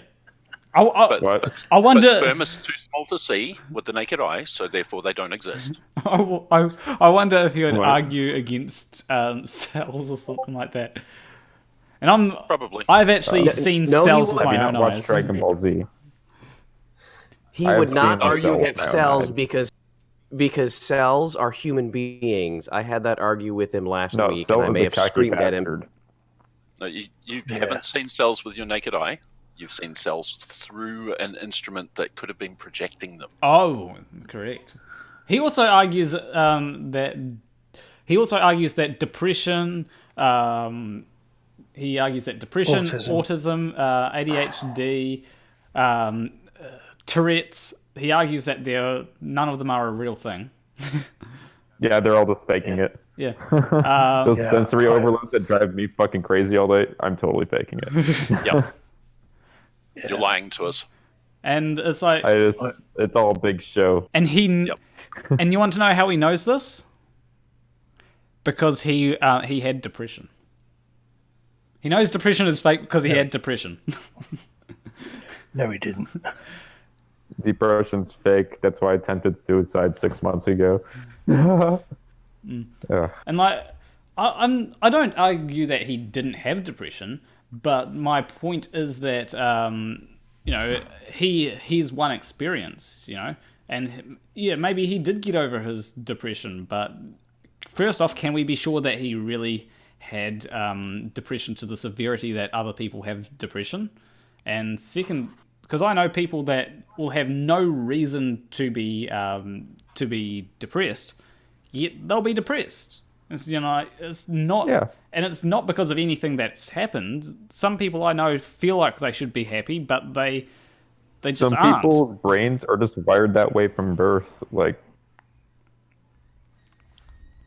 To be fair, as long as you know that one person in the world believes that the Earth is flat, you've got a reason to be depressed. I think everybody has that reason. That's eligible for everybody. I suppose. But yeah, his argument is just, you know, be happy. And I do know that there's things that you can... Yeah, be happy, be healthy. Just be happy, just get over it. My brother. And I do understand that there are things that you can do to try and alleviate your depression, but, you know, it's having that motivation to do the things to alleviate depression, you know, that can be difficult. You don't have that motivation if you have severe depression. Yeah. So, you know... It's just non-existent, almost. You know, like, there's been times when I've felt depressed as shit, but there was a reason for it. Like when I broke up with my ex. That's not real depression. Yeah, and that's the closest thing to real depression that I've experienced. And even then I wouldn't really call it depression. I didn't have any suicidal thoughts because I felt like I still had reason. Wait, let me say this nice little jargon. You don't have real PTSD. Oh yeah, I actually should. I like lose brain cells over hearing that shit on like Facebook. I should actually ask him. Does he think that people can? You know, does he think that PTSD is fake? It's like, God, if he says that PTSD is fake, oh my God, he's a fucking idiot. And I'm just gonna put it in the chat here, because I get these special emojis that I put in. That Paul Reed also has access to. Emojis are the best thing. Not really. I fucking hate them. Unless they're Discord emotes. Yeah. Those are considered emote icons with shortcut links. Yeah. Display images based on the link. Yeah, also known as emote icons. I have a dinger in the chat. If you remember, you get the dinger. It's yellow. And I don't know why the fingers in the ear one didn't show up. Maybe I have to. It's there. It's just small. No, meaning in the chat on. Oh yeah. Oh yeah. Paul Reap has access to it. Maybe I didn't reload this. What are those supposed to be? What? Oh, I just had to lean over to look at my laptop to see it. Because on the I chat, use the not listening in Discord. yeah. Is that the one you're talking about? Oh no, I'm talking about on the actual live chat here. So okay. on the live chat, Paul Reap, he has a disc next to his name. If you are a member for less than a month or a new member, you get a CD. If you're a member for a month or more, you get a Blu-ray disc. If you're a member for 3 months or more, I think you get a dinner plate, but that dinner plate has spaghetti on it. If you're a member for 6 months or more, you get pancakes. If you're a member for a year or more, you get a pizza. And if you're a member for 2 years or more, you get an Illuminati pizza. Hell yeah. Illuminati pizza. And I wonder, I love these rewards. How do you start? I wonder if anyone can figure out the common theme going there. There is a common theme. No. Yeah. I mean, My brain just doesn't. if you think about Blu-ray discs, It's flat. pancakes. They're all flat. Yes. Oh my god. Can you not? They're all flat circular objects. Well, except for the Illuminati pizza, but we all know that the... And they just get better as they go on. So yeah. But anyway, I think we've been having this discussion for long enough. But at least I have managed to wind down, you know. That's the good part. I've managed to wind down after this discussion, and I'm now back to my natural levels of calmness that... Wait, you were like livid at the flat Earth? I wasn't livid. I was just really wound. Shaking with frustrated anger. Yeah. Oh, I believe there's a dumpster fire now about to be ignited over on Red's channel. Okay, so Nice. so yeah. And Ryan Eartherton says I was wound. Oh, you wound up, huh? And it's like, I think that Rightthehand was more wound up than I am, or I was. If God exists, He gets wound up pretty explains easy. Sen's fortress. There is no fucking God. But anyway, I'm just going to. I'll be muting. I'll be deafened, so I won't be able to hear you guys when I switch over to the outro screen. But I'm about to do that.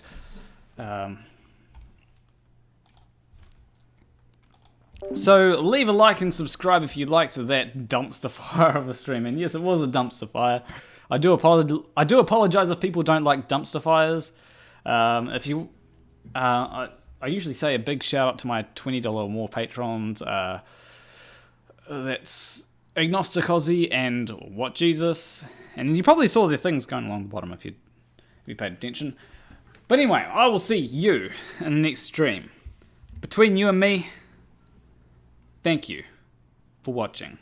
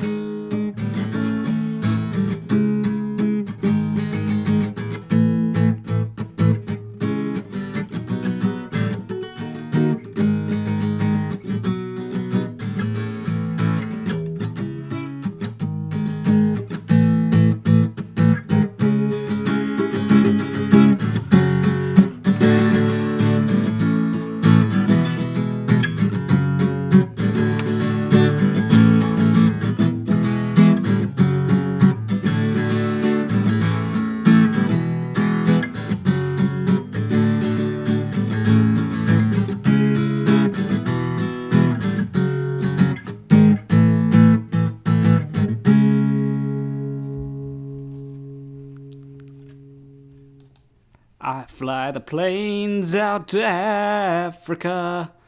I need to work my singing. Alright, stop.